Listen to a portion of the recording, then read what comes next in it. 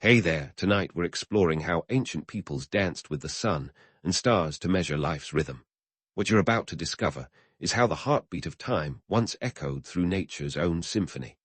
If these stories help you unwind, I'd love a quick like or subscribe, but only if they're genuinely working for you. I'm curious where in the world you're listening from, so drop your location and local time in the comments. It's amazing seeing our little community span the globe through these historical tales. Now settle in, maybe turn on some white noise or grab your favorite blanket, and let's drift into tonight's story together. In a world without clocks, life was all about the celestial showstoppers, the sun, the moon, and the stars. These cosmic heavyweights were the ultimate timekeepers, and they didn't even need batteries. Imagine living in ancient Egypt around 1500 BC, where your daily schedule was dictated by the sun's relentless journey across the sky. The Egyptians weren't just building pyramids, they were also constructing sundials, the original solar-powered gadgets. These stone and wood contraptions were as much about style as they were about utility. Forget your fancy wristwatch. A sundial was the ultimate status symbol, if only you could figure out the angle of the gnomon. The Egyptians were the first to divide the day into two 12-hour segments, not just because they liked symmetry, but because it made practical sense. Their base 12 system, inspired by counting the finger joints on one hand, gave rise to the 24-hour day we still use. But here's the kicker. Those daylight hours were longer in summer and shorter in winter. The Egyptians didn't mind. They were too busy inventing eyeliner and hieroglyphs to worry about consistent timekeeping.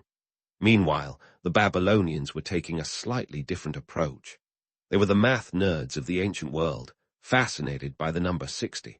That's right, they divided the circle into 360 degrees and came up with the 60-minute hour and the 60-second minute. They used sundials too, but they also dabbled in water clocks. Picture this, a bowl with a tiny hole, water dripping away to mark the passage of time, a bit like watching paint dry, but with more historical significance. These water clocks, or clepsydras, were a hit from Greece to China, proving that when it comes to time, everyone was thirsty for innovation. Now, about Stonehenge. This prehistoric monument in England might just be the world's most elaborate calendar. Built around 2500 BC, it's essentially a giant stone clock, if you can believe it. Those massive sarsen stones, some weighing over 25 tons, are aligned to mark the solstices and equinoxes. Imagine dragging those stones over 20 miles without so much as a wheel or a crane. The jury's still out on whether Stonehenge was a calendar, a ceremonial site, or just prehistoric performance art. But one thing's for sure, it wasn't built overnight. Our ancestors' timekeeping methods were ingenious, not because they had a fetish for precision, but because they had to survive. Knowing when to plant crops, when to prepare for winter, or when to throw a festival was the difference between prosperity and famine. The moon, with its 29, 5-day cycle, was another crucial player. Ancient farmers, sailors, and night owls alike relied on the lunar calendar, which was far from perfect but good enough to avoid catastrophic scheduling conflicts. Time, in this pre-clock era, was as flexible as a contortionist at a circus. Days and months were measured by shadows and celestial bodies, and seasonal changes kept everyone on their toes. You could say life was slower, but only because no one had invented the concept of being late. You rose with the sun and bedded down when the stars began their nightly dance.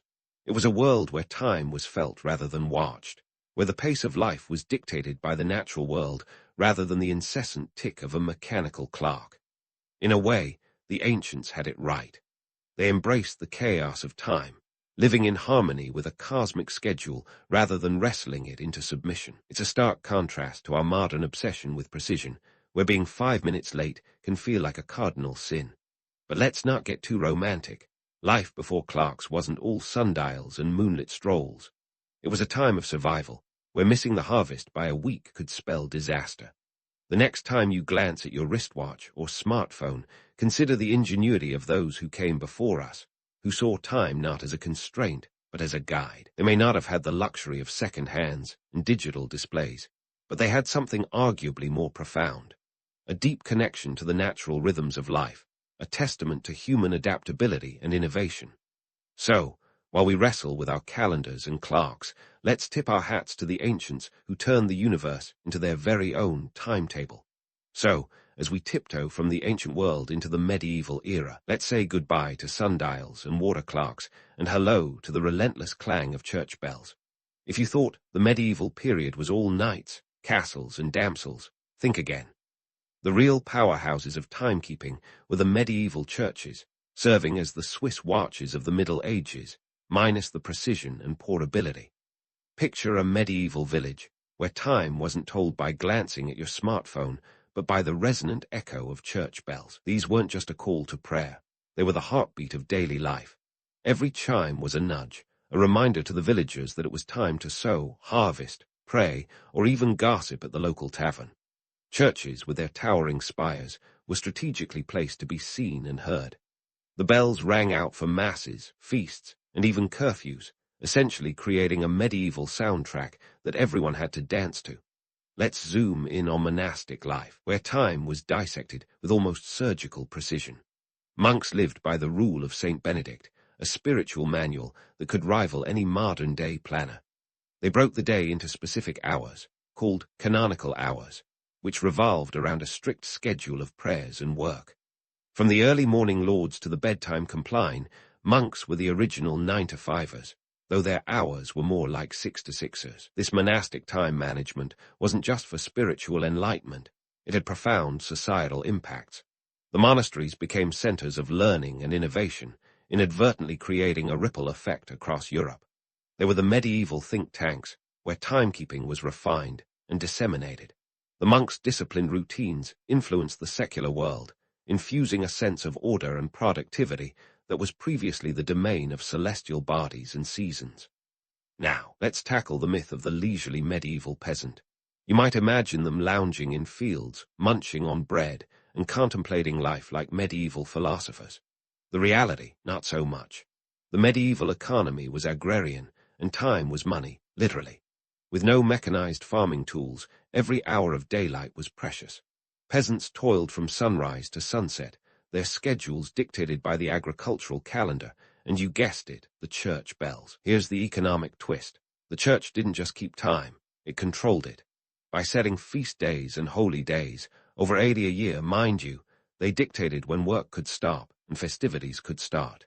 This wasn't just altruism, it reinforced the church's power.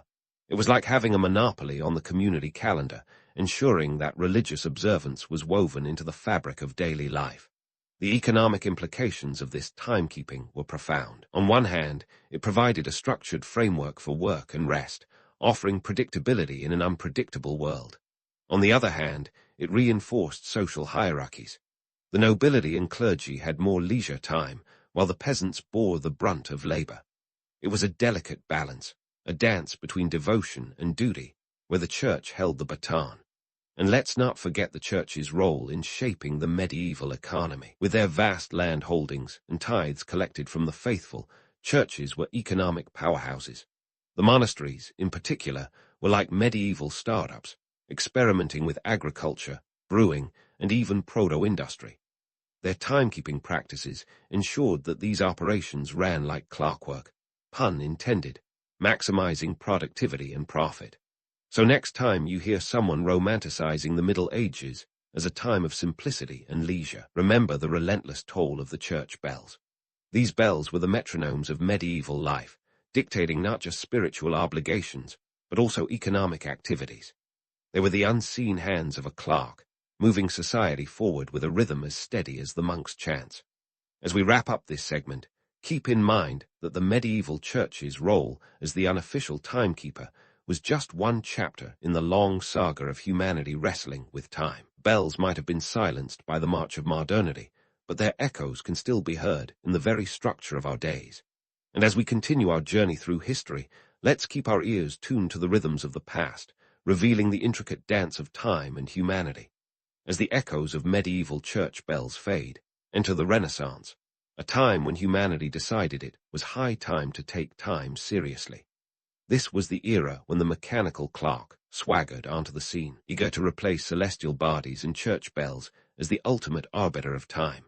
These clocks weren't just about keeping us punctual. They were about precision, power, and the almighty boom of capitalism. Let's talk about those mechanical marvels. The first mechanical clocks, clunky as they were, appeared in the 14th century. These weren't the sleek wristwatches of today. Think more along the lines of a massive, gear-filled contraption that would make a steampunk enthusiast swoon. These early clocks were primarily found in public spaces, like clock towers, because who wouldn't want their town square to double as a timekeeping beacon? The first record of such a clock comes from Italy, where the Republic of Milan installed one in 1335. And what did it cost? A casual 3,000 florins, a king's ransom at the time. Why go to all this trouble? Well, because controlling time meant controlling people. The mechanical clock's rise coincided with the bustling energy of the Renaissance, an age that practically invented the phrase, "Time is money." With trade routes lighting up like the Las Vegas Strip, merchants needed to know when their ships would dock or when to expect the next caravan. Suddenly, time wasn't just a celestial suggestion, but a hard and fast rule. Miss a ship, and you might as well kiss your profits goodbye. Clocks also became the ultimate business partners, ensuring that deals were struck on time and that every minute was accounted for. But the clock didn't just revolutionize trade. It ticked its way into agriculture, too. Picture this. Farmers no longer relied solely on the sun's position to tell them when to sow or harvest. Instead, they could now schedule their lives with mechanical precision, sowing the seeds for the agricultural revolution. This newfound efficiency allowed for surplus production, which inevitably led to, you guessed it, the rise of capitalism. As farms became more efficient, they freed laborers to flock to cities. The urban workforce expanded, fueling the growth of industries and turning cities into bustling hubs of economic activity. The clock, however, wasn't just a tool, it was a status symbol. Owning a clock was like having the latest iPhone today. If you had a clock in your home, you were declaring to the world that you were not just anybody, you were part of the elite. Towns competed to build the most impressive clock towers, each trying to outdo the other with intricate designs and elaborate mechanisms. These towers weren't just about telling time, they were about showcasing power, wealth, and technological prowess. They were the Renaissance equivalent of flexing on Instagram, if you will. Now, let's not forget the social upheavals that followed. Suddenly, people had to be on time for things. Meetings, work, even social gatherings. Everything ran on the clock's schedule. This was a seismic shift. Imagine going from a world where "I'll meet you when the sun is high" sufficed, to one where you had to show up at precisely 3 p.m. People had to adjust to this new reality, where time could be bought, sold, and measured. The clock's relentless ticking became the soundtrack of daily life, a constant reminder of the passage of time. With the clock's precision, time could now be sliced into ever smaller increments. The division of labor, a key tenet of capitalism, was made possible by this very precision. Workers clocked in and out, their lives regimented by the tick-tock of the clock. The notion of a standardized workday took root, transforming the very fabric of society. It was both liberating and confining, liberating in that it allowed for greater economic output, confining in that it regimented human lives to a degree never seen before. As clocks became more ubiquitous, they also became democratized. No longer were they the exclusive domain of the wealthy. They began to seep into everyday life. By the 15th century, smaller, more affordable clocks became available, allowing more people to own these symbols of modernity. Timekeeping was no longer a luxury. It was a necessity. But let's not romanticize this too much. The clock also brought with it the tyranny of punctuality. Being late was no longer a quaint quirk. It was a social faux pas. The clock's tyranny was such that it even influenced language. The phrase, "time is of the essence," gained prominence, a testament to the clock's iron grip on society. People had to adapt to a new world where time was a commodity, a reality that was both exhilarating and terrifying. So, as we tick our way through history, let's remember the mechanical clock as more than just a timekeeping device. It was a catalyst for change, a harbinger of the modern world, and a symbol of humanity's unending quest to master time. As we prepare to delve deeper into the Renaissance's impact on society, let's keep our eyes on the clock and our minds open to the possibilities it unleashed. The clock's tick-tock isn't just a sound. It's the heartbeat of a world on the brink of modernity. And in our next chapter, we'll explore just how far that heartbeat would carry us. With the clock's tick-tock still echoing in the Renaissance halls, let's fast forward to the Industrial Revolution, a time when humanity took its obsession with time to turbocharged levels. This wasn't just a chapter in a dusty history book. It was the era when people decided that time could no longer be a laid-back suggestion, but a strict drill sergeant. Factories and trains weren't just industrial marvels. They were the new time tyrants, demanding punctuality with the fervor of a Swiss train conductor. Picture this. It's the late 18th century, and the Industrial Revolution is spreading across Britain like wildfire. Suddenly, factories are cropping up faster than you can say steam engine. These behemoths weren't just reshaping the economy, they were reshaping time itself. For the first time, human lives were aligned not with the sun's arc, but with the factory whistle's shrill command.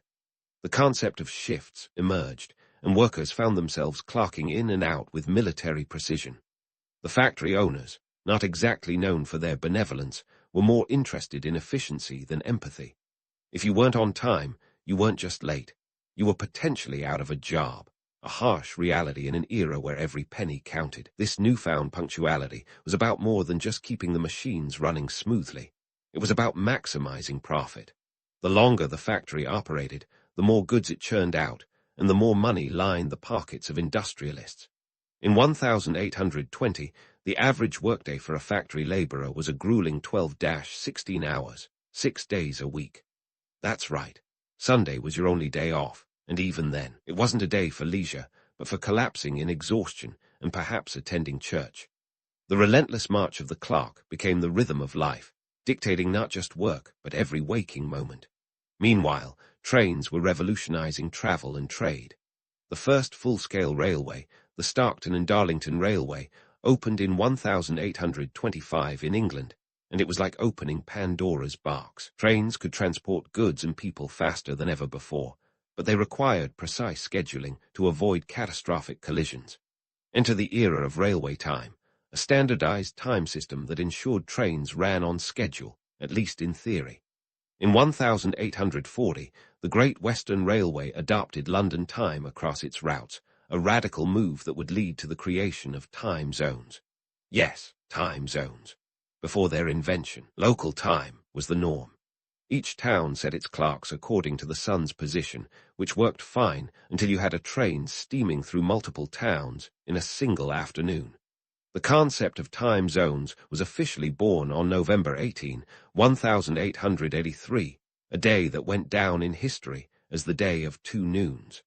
At precisely noon, each railroad station reset its clock to standard time, which was a big deal because it synchronized the entire railway system across North America. It was like the Wild West of timekeeping finally getting some law and order.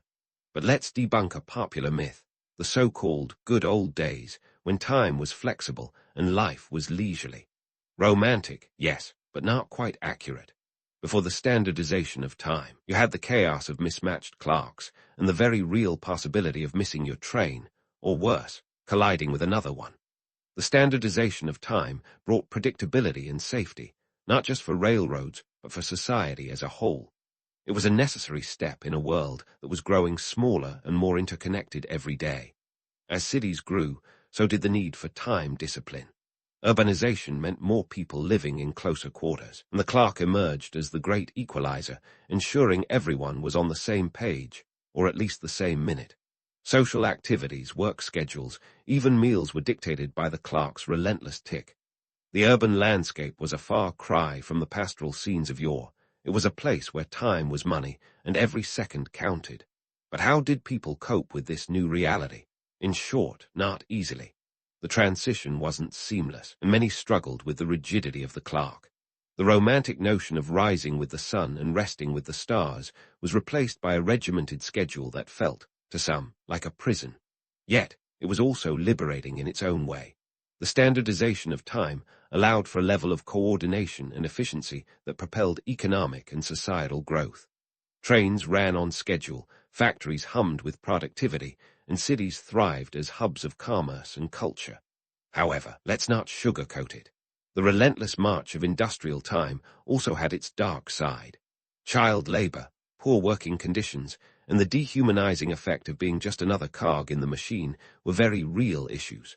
The workers' plight led to the rise of labor movements and calls for reform.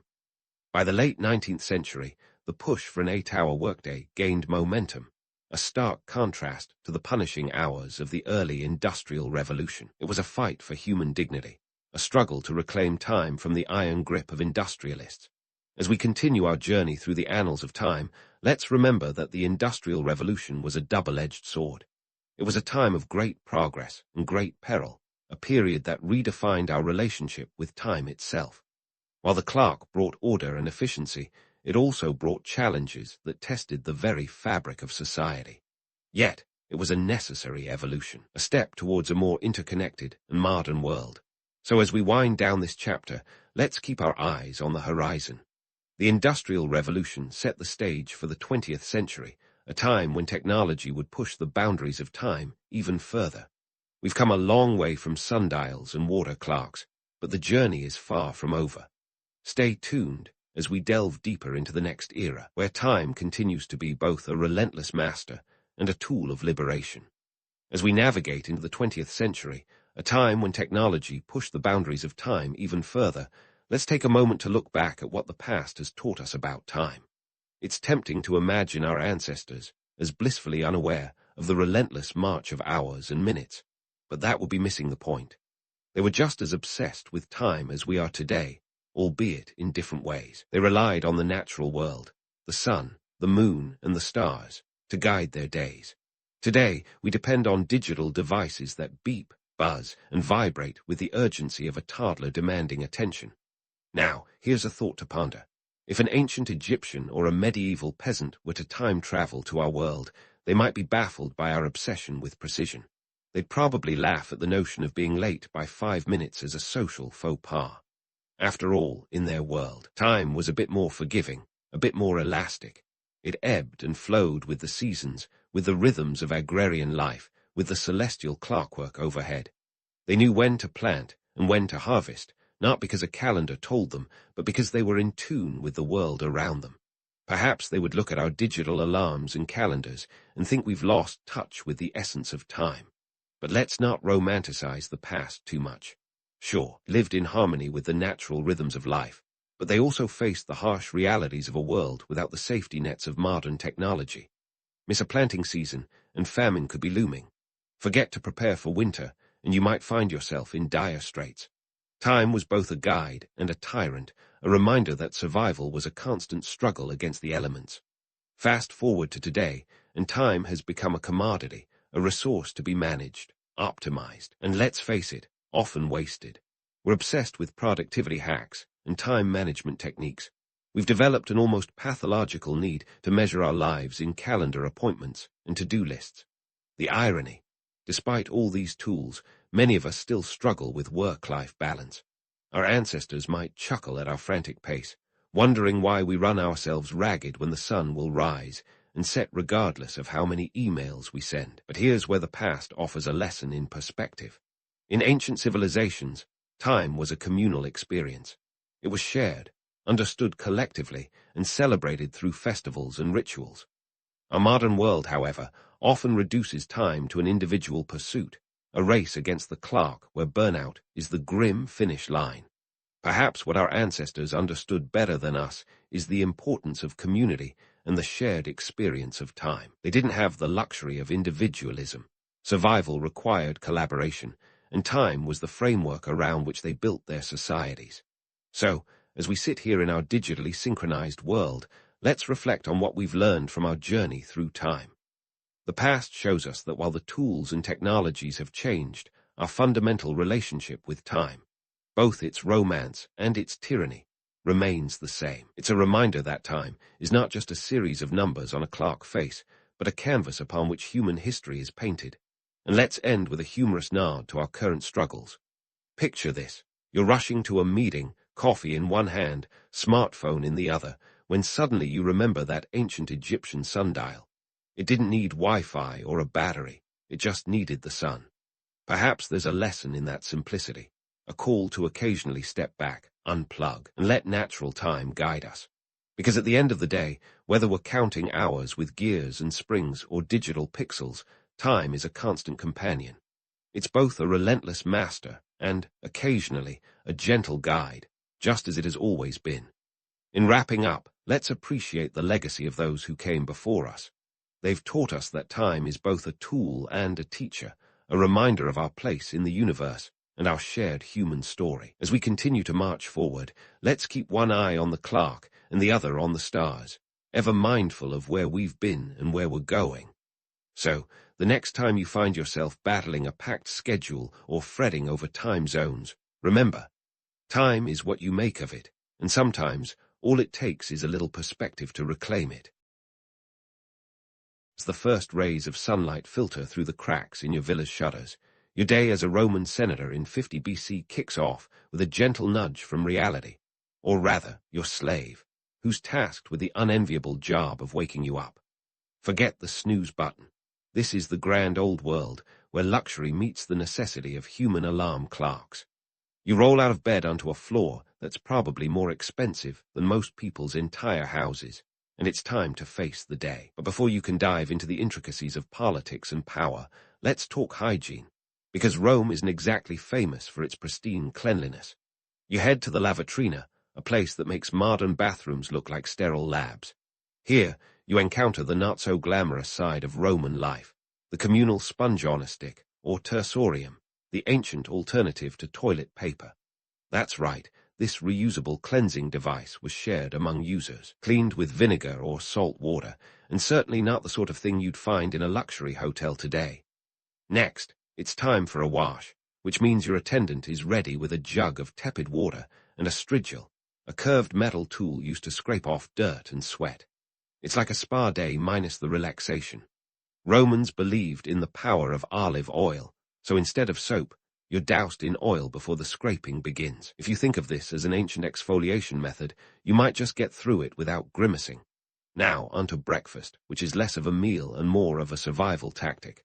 Forget kale smoothies or avocado toast. You're looking at a slice of bread dunked in wine. Yes, wine, because who doesn't want to start their day with a buzz? Maybe a bit of cheese or some olives if you're feeling fancy. Nutritionists would be having a coronary, but in a world where the average lifespan hovers around 35, you might as well enjoy what you can. With breakfast down the hatch, it's time to tackle the toga. This isn't just clothing, it's a statement, a status symbol, and a sartorial nightmare all rolled into one. Enlisting a slave to help, you wrap and drape the toga with the precision of origami. This woolen monstrosity is heavy, unwieldy, and requires an instruction manual to wear correctly. But hey, it's worth it for the societal clout. In Rome, your toga does the talking long before you open your mouth. As you navigate the delicate folds of your toga, you reflect on the daily cost of maintaining such a lavish lifestyle. The math isn't pretty. Running a household like yours might cost around 100,000 sesterces a year. A small fortune when you consider that a legionary soldier earns about 900 sesterces annually. Your household staff, a veritable army of slaves, servants, and attendants, all have roles to play in keeping your life running smoothly. They scrub, sew, cook, and clean, ensuring that every detail of your day is executed with military precision. It's a system that rests on the backs of those who have no choice but to serve, a stark reminder of the inequality that fuels the Roman engine. Yet, for a senator like you, it's just another day in the life. The wealth and privilege come with strings attached, political alliances to maintain, favors to grant or deny, and a public image to uphold. As you prepare to leave your villa, you consider the societal expectations weighing on your shoulders. You're not just a man, you're a symbol, a cog in the grand machine of Roman politics. Every decision you make, every word you utter, could ripple through the Senate and beyond. It's a world where power, prestige, and politics intertwine in a dance as intricate as the folds of your toga. And so, with your toga perfectly arranged, and your mind on the day's agenda, you step out onto the bustling streets of Rome. The air is thick with the scent of baked bread and the distant roar of the Forum.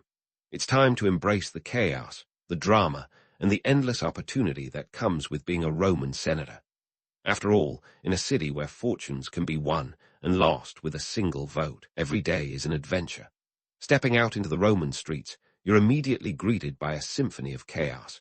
The air is thick with the aroma of street food, stalls hawking garum, that ubiquitous fish sauce no Roman meal is complete without, and the not-so-pleasant scent of humanity crammed into every nook and cranny.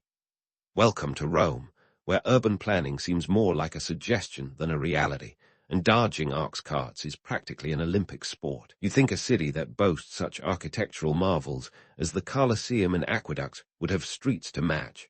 But alas, Rome's roads are a testament to the art of squeezing as many people as possible into as little space as possible. Picture this: narrow alleys flanked by towering insulae, apartment blocks that make New York tenements look spacious. With up to 5 stories high, these buildings are home to the plebs, the everyday Roman citizens who make up the fabric of city life. And here's a shocker: these towering edifices were often hastily built and prone to collapse, making them less stable than a toga in a windstorm. Navigating these streets is a skill honed from years of practice. As a senator, you're acutely aware of the social hierarchy, even in something as mundane as traffic. While you might glide through Rome in a litter carried by slaves, the masses are left to jostle for space on foot, alongside oxen, carts, and the occasional chariot. The chaos is compounded by the lack of traffic laws, or at least any that are enforced with regularity.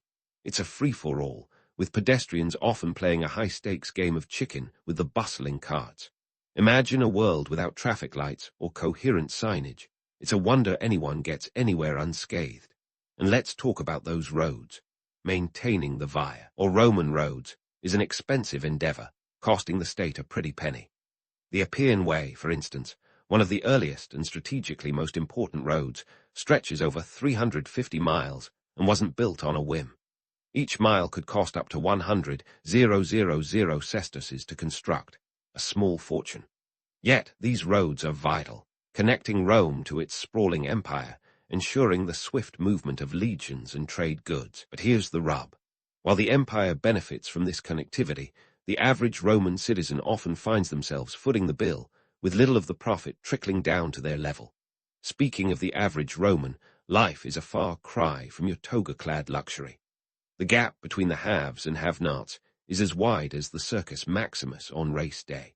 While you're fretting over the latest political intrigue, the common folk are grappling with the daily grind of survival. The cost of living in Rome is sky-high, with rent for a modest insular apartment consuming a significant chunk of a laborer's income.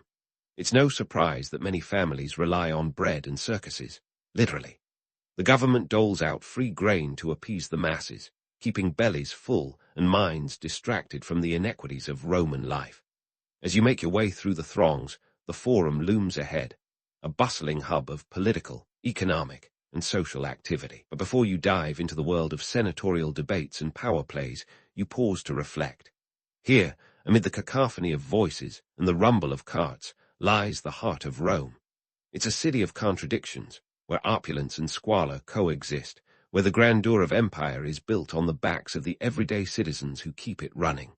You can't help but marvel at the resilience of the Roman people. Despite the chaos, the city thrives, a testament to the indomitable spirit that fuels this ancient metropolis. With a final glance at the street vendors peddling their wares and the citizens going about their daily business, you step into the Forum, ready to navigate the political labyrinth that awaits.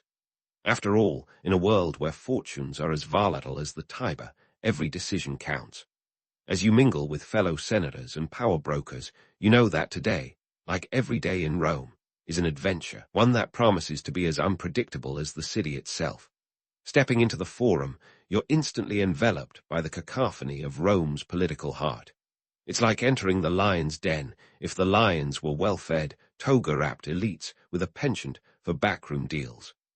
The Senate building looms ahead, an architectural testament to Rome's belief in its own immortality. You can almost hear the echoes of Cicero's speeches bouncing off the marble walls, assuming you could hear anything over the hustle and bustle of entering senators and their retinues. Ah, the Roman Senate.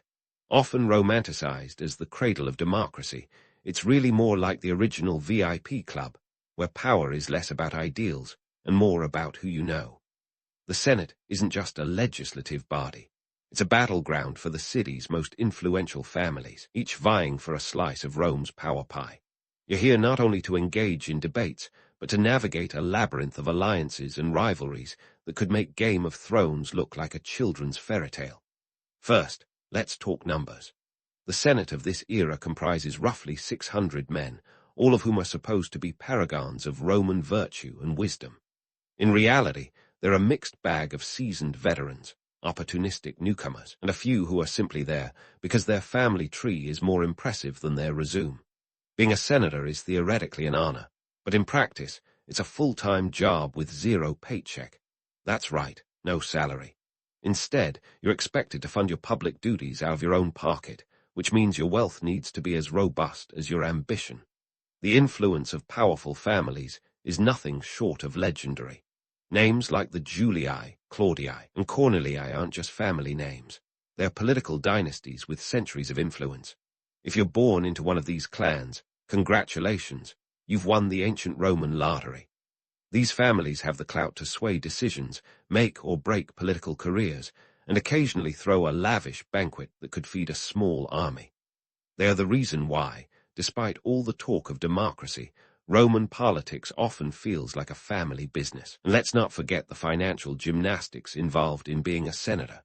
You're expected to sponsor games, public works, or even a new temple if you've got the funds and the public adoration to burn. But why would anyone sink their fortune into a career with no direct financial return? The answer lies in the invisible currency of power and prestige. Being a senator elevates your social standing, provides a network of influential contacts, and potentially paves the way for your descendants to maintain their grip on power. Now, about those debates. The Senate sessions are a curious blend of philosophical discourse and political theater.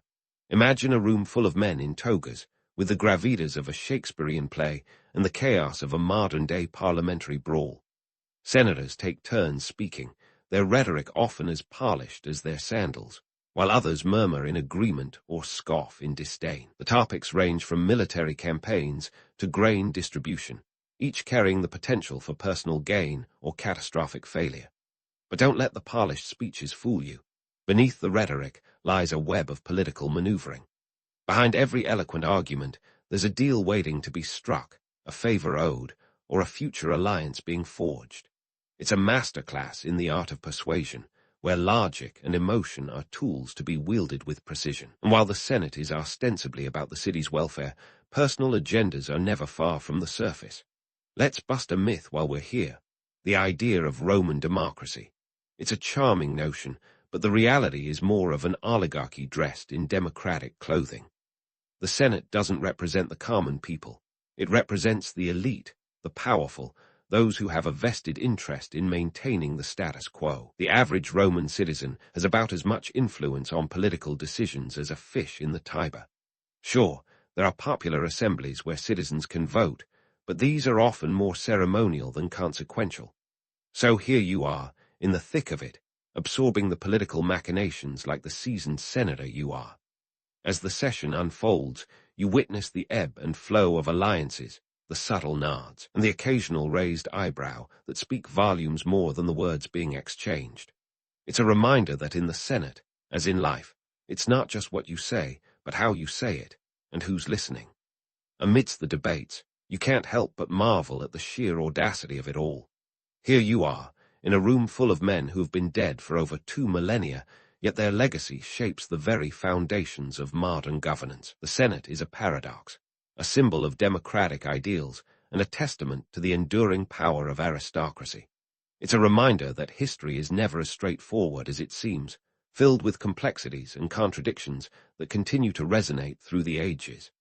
As the session draws to a close, you find yourself reflecting on the strange and wonderful creature that is the Roman Senate. It's a place where philosophy meets realpolitik, where ideals clash with ambition, and where every decision carries the weight of history. And as you step out into the bustling forum once more, you know that the adventure is far from over. Rome, with all its glory and grime, continues to beckon, promising new challenges and opportunities around every corner.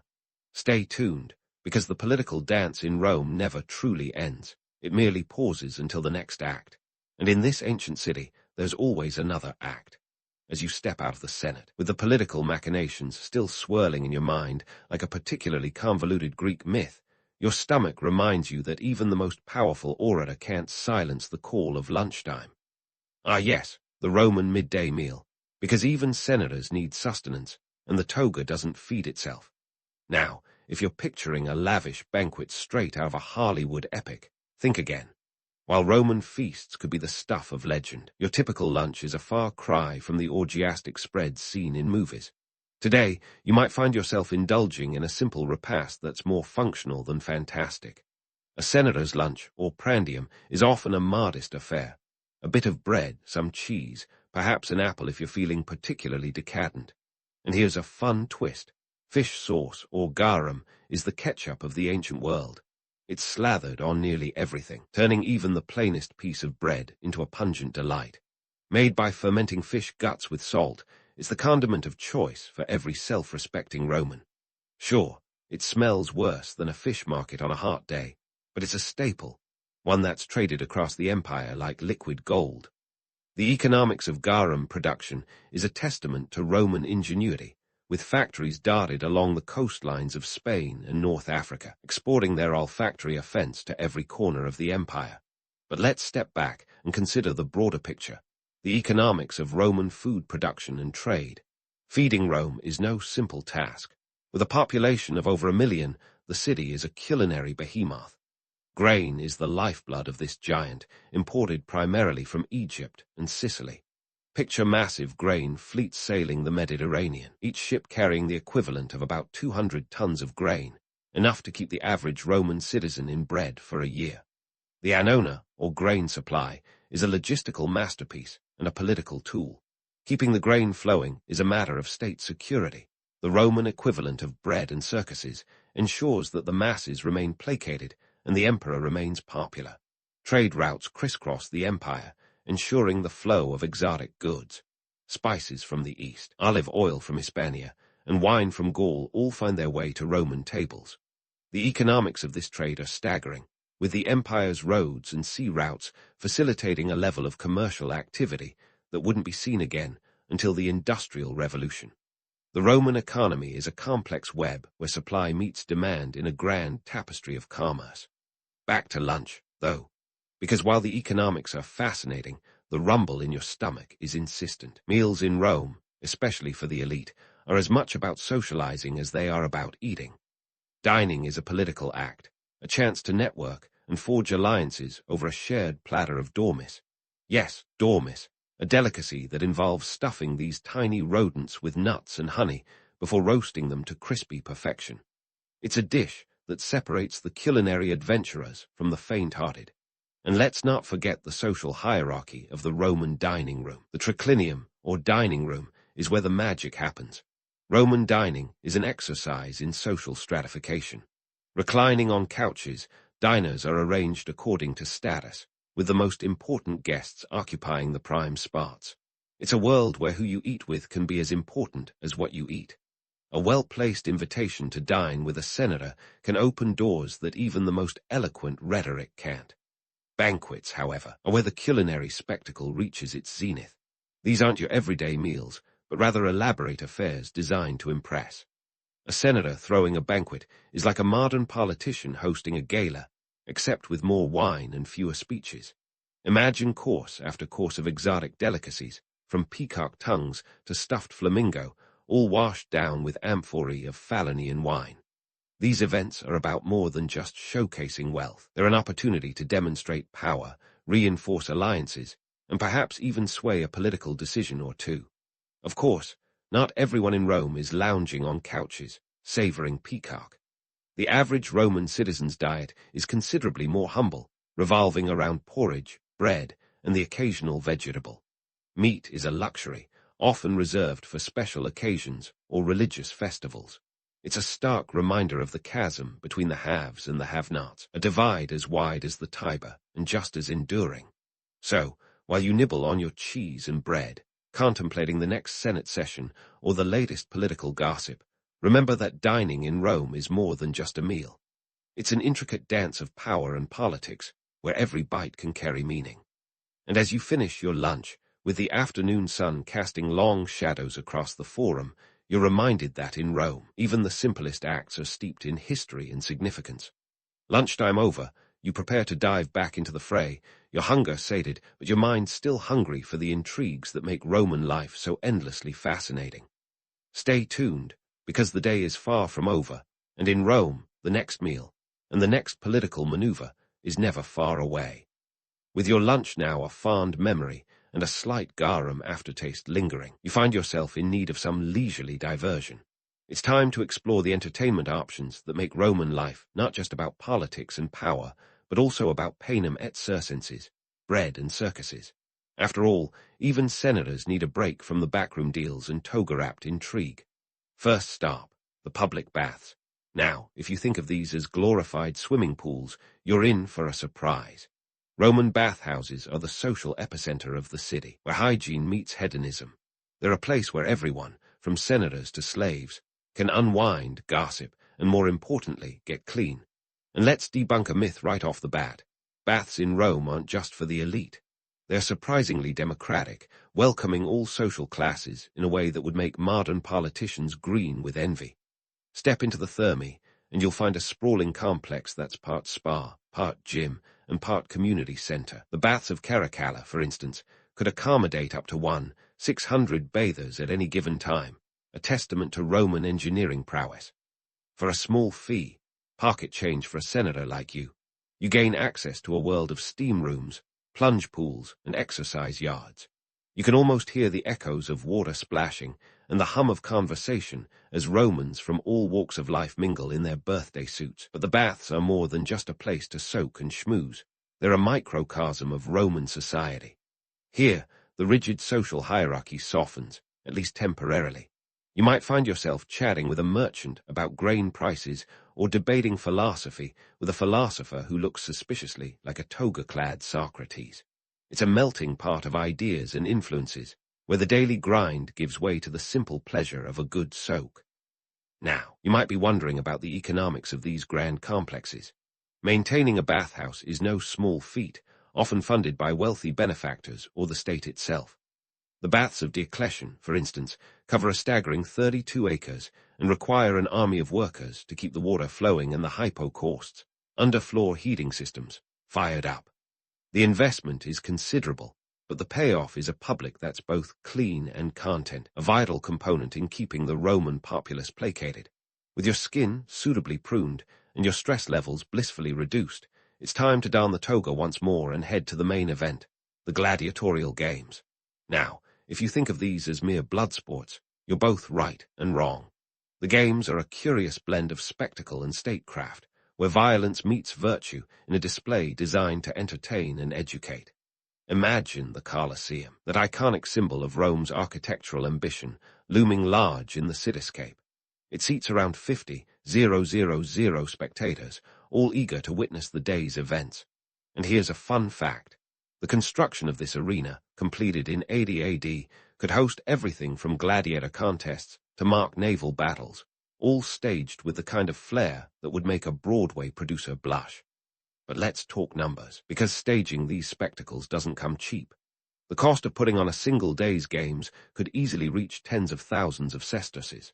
Factor in the price of gladiators, who are either slaves or volunteers seeking fame and fortune, and the exotic animals imported from across the empire, and you've got yourself a venture as costly as it is captivating. Yet, it's money well spent for emperors and politicians eager to curry favor with the masses. After all, a happy populace is a peaceful populace, or so the theory goes. As you settle into your seat, the air thick with anticipation and the faint scent of incense wafting through the stands, it's clear that the games are more than mere entertainment. They're a societal safety valve, a chance for the people to release pent-up emotions and forget their daily struggles. The gladiators themselves are a paradox, reviled for their profession yet revered as heroes, their fate decided by the whims of the crowd and the thumb of the editor, the game's master of ceremonies. Yet beneath the spectacle lies a harsh reality. The life of a gladiator, while potentially lucrative, is a brutal one. Training in the ludus or gladiator school is rigorous, with a focus on turning men into fighting machines. And while a successful gladiator might achieve fame and even freedom, the odds are as stacked against them as the spectators filling the Colosseum stands. But let's not romanticize the violence. The games are a stark reminder of Rome's dual nature, a civilization capable of great achievements, yet inherently brutal. They reflect a society that values strength and spectacle, where life and death play out as public entertainment. It's a world where the line between civilization and savagery is as thin as a gladiator's sword. As the sun begins to set and the crowds disperse, you're left to reflect on the day's events. The baths and the games, while vastly different, serve a similar purpose. They provide a brief escape from the complexities of Roman life, a respite from the political maneuvering that defines your existence as a senator. Yet they also highlight the stark divide between your world and that of the average Roman citizen. For while you return to a villa of luxury, with slaves to attend to your every need, the plebeians head back to their cramped insulae, facing the daily grind of survival. It's a reminder that Rome, for all its grandeur, is built on inequality as much as on marble. The bread may feed the body, and the circuses may entertain the mind, but they can't mask the societal divisions that run through the city like the Tiber through its heart. As you retire for the evening, the day's events still swirling in your mind, you can't help but ponder the legacy of Rome. It's a civilization that's given the world much to admire and much to question. From the architectural marvels to the brutal entertainments, Rome's duality is its defining feature, a testament to the complexities of human nature and the enduring power of history. And as you drift off to sleep, lulled by the distant sounds of the city that never quite sleeps, you're reminded that in Rome, every day is an adventure. It's a world where the past and present collide in a dance as intricate as the folds of your toga, a city where history is made not just by emperors and senators, but by the everyday citizens who call it home. So, sleep well, dear senator, for tomorrow brings a new day, and with it, new opportunities to shape the legacy of this eternal city. In the dusty streets of Porbandar, a small coastal town in Gujarat, India, a young Mohandas Gandhi was probably more concerned with dodging chores than with leading a nation to independence. Born on October 2, 1869, Gandhi's early years were far from the saintly image that would later define him. He was a kid who, quite frankly, had an appetite for mischief that rivaled his appetite for sweets. But hey, who doesn't love a good laddu every now and then? Fast forward to 1888, and we find this same Gandhi stepping off a steamship in London, a city that might as well have been located on the moon considering how alien it seemed to him. Armed with little more than a law degree intention and a heaping portion of youthful naivete, Gandhi was about to embark on a journey that would see him flounder hilariously in the sophisticated world of British society. But hey, when you've got a flair for the dramatic and the social skills of a hedgehog in a teacup, what could possibly go wrong? First things first, Gandhi had to deal with the English language, a beast more formidable than any he had encountered in India. The struggle was real, folks. His early attempts to speak English probably sounded like a Shakespearean actor with stage fright. The British accent eluded him entirely, and his grammar had more holes than a Swiss cheese. Yet, with a determination that could only be described as charmingly stubborn, Gandhi soldiered on, determined to master the lingo of his colonial overlords. Now, let's talk fashion. In his quest to become an English gentleman, Gandhi took to Western attire like a duck takes to a desert. Not very well, in case you're wondering.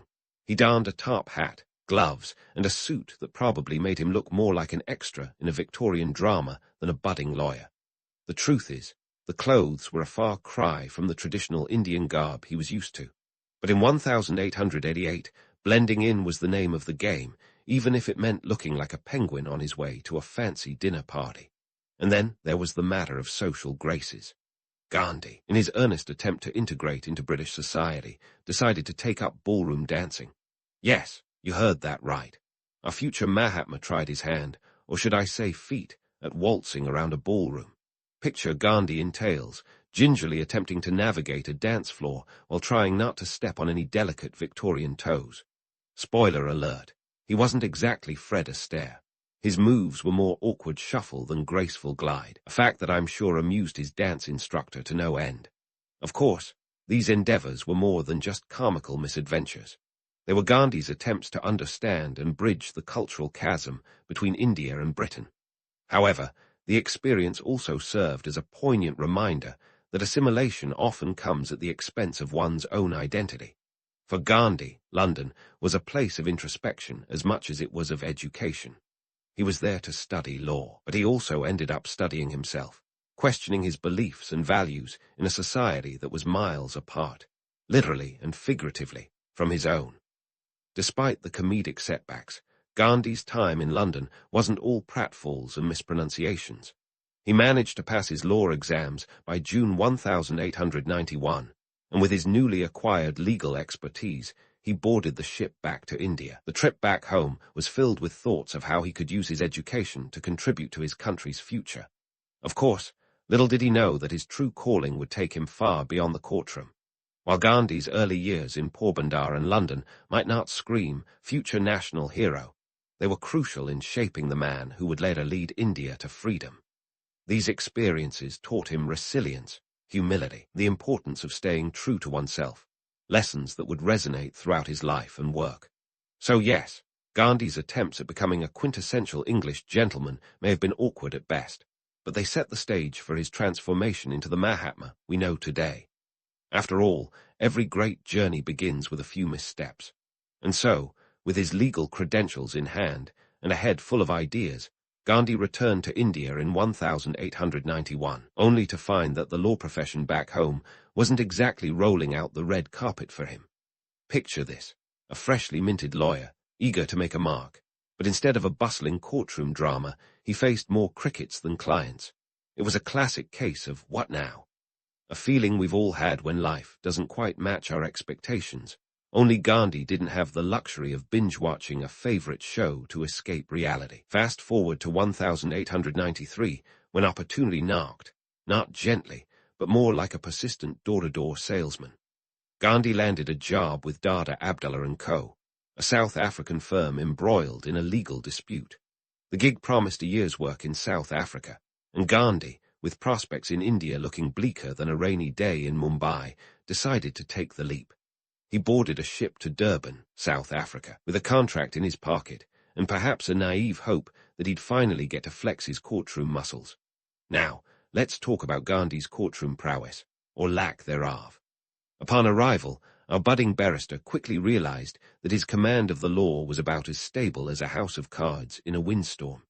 His first big case involved a complex commercial dispute, a situation requiring the legal equivalent of a chess master, not a novice still figuring out the rules. Gandhi's courtroom debut was a spectacle, but not the kind that wins you accolades. Rumor has it that his nerves got the best of him, and his performance was less Perry Mason and more oops, I did it again. But let's not be too harsh. It's easy to stumble when you're in a foreign land, trying to juggle legal intricacies while battling self-doubt. Despite his shaky start, Gandhi didn't pack his bags and head home. Instead, he began to find his footing, slowly transforming from timid lawyer to tenacious advocate. It wasn't just about mastering the law, it was about discovering the power of perseverance. As Gandhi navigated the legal waters, South Africa hit him with a jolt more electrifying than a double espresso. An incident on a train to Pretoria in June 1893 would change everything. Gandhi had purchased a first-class ticket, a luxury for many, but a necessity for a man of his stature, or so he thought. Yet, when the train reached Pietermaritzburg, the conductor ordered him to move to the third-class compartment, solely because of his skin color. Gandhi, who was dressed in his finest Western attire, politely refused, armed with his ticket and a sense of justice. But the conductor wasn't having it, and Gandhi was unceremoniously ejected from the train, left shivering on the platform in the cold night air. This wasn't just a rude awakening, but a seismic shift in Gandhi's life. The experience was like a splash of cold water on a sleepy face, awakening him to the harsh and ugly reality of racial discrimination. It was the kind of moment that makes you pause and think, what kind of world am I living in? For Gandhi, it was a wake-up call that reverberated through his very being, igniting a fire that would eventually blaze into a movement. The next morning, Gandhi caught another train to Pretoria, but the seeds of change had already been planted. This wasn't just about a train ticket or a bruised ego. It was about dignity, equality, and the fundamental rights of every human being. Gandhi realized that the fight wasn't just legal, it was moral, and it required a strategy beyond the courtroom. During his time in South Africa, Gandhi witnessed the systemic oppression faced by Indians and other non-white communities. The laws were stacked against them, and the social fabric was woven with the threads of inequality. It was a jarring reality check, but one that galvanized Gandhi into action. He began to organize the Indian community, rallying them against the discriminatory laws, and thus began his evolution from a lawyer to a leader. Gandhi's initial attempts at activism were as awkward as his courtroom antics, but he was nothing if not persistent. He started by writing letters to newspapers, articulating the injustices faced by Indians in South Africa. His words were sharp, his arguments compelling. The local press, accustomed to the status quo, was shaken. Here was a man who refused to stay silent, who challenged the narrative with eloquence and resolve. Although Gandhi had never fancied himself a revolutionary, it became clear that he was more than just a man in a suit. He was becoming a voice for the voiceless, a rallying point for those who had been sidelined by society. His legal battles morphed into something bigger, an ideological struggle that questioned the very foundation of colonial rule. But let's not romanticize the journey. The path was fraught with obstacles, missteps, and moments of doubt. Gandhi was still learning, still figuring out what kind of leader he wanted to be. He experimented with different forms of protest, some more effective than others, but each one a stepping stone on his path to becoming the Mahatma. In South Africa, Gandhi began to develop his philosophy of satyagraha, or truth force. It was a radical approach to conflict resolution, advocating for non-violent resistance as a means to achieve social justice. This wasn't just a strategic move. It was a profound shift in how he viewed power and change. Satyagraha wasn't about defeating the enemy. It was about transforming them, appealing to their conscience and humanity. The idea was revolutionary, but its application was messy. Gandhi faced skepticism from both sides, those who thought his methods too passive and those who found them too radical. Yet he persisted, gradually building a following that believed in the power of peaceful protest. It was an audacious gamble, but one that Gandhi was willing to take. As Gandhi's influence grew, so did his understanding of the complexities of leadership. He realized that true change required more than just eloquence. It required sacrifice, discipline, and an unwavering commitment to truth. He began to lead by example, embracing simplicity and humility, shedding the trappings of Western sophistication that once seemed so vital. Economic context played a crucial role in Gandhi's activism. The Indian community in South Africa was largely composed of indentured laborers and traders, people whose livelihoods were constantly threatened by discriminatory policies. Gandhi understood that social justice wasn't just a moral issue, it was an economic one. The fight for rights was also a fight for economic survival, for the ability to live with dignity and security. This realization added layers to Gandhi's activism, turning it into a holistic movement that addressed both the symptoms and the root causes of injustice. He wasn't just fighting for a seat on a train or a place in a courtroom. He was fighting for a society where everyone could thrive, regardless of their race or status.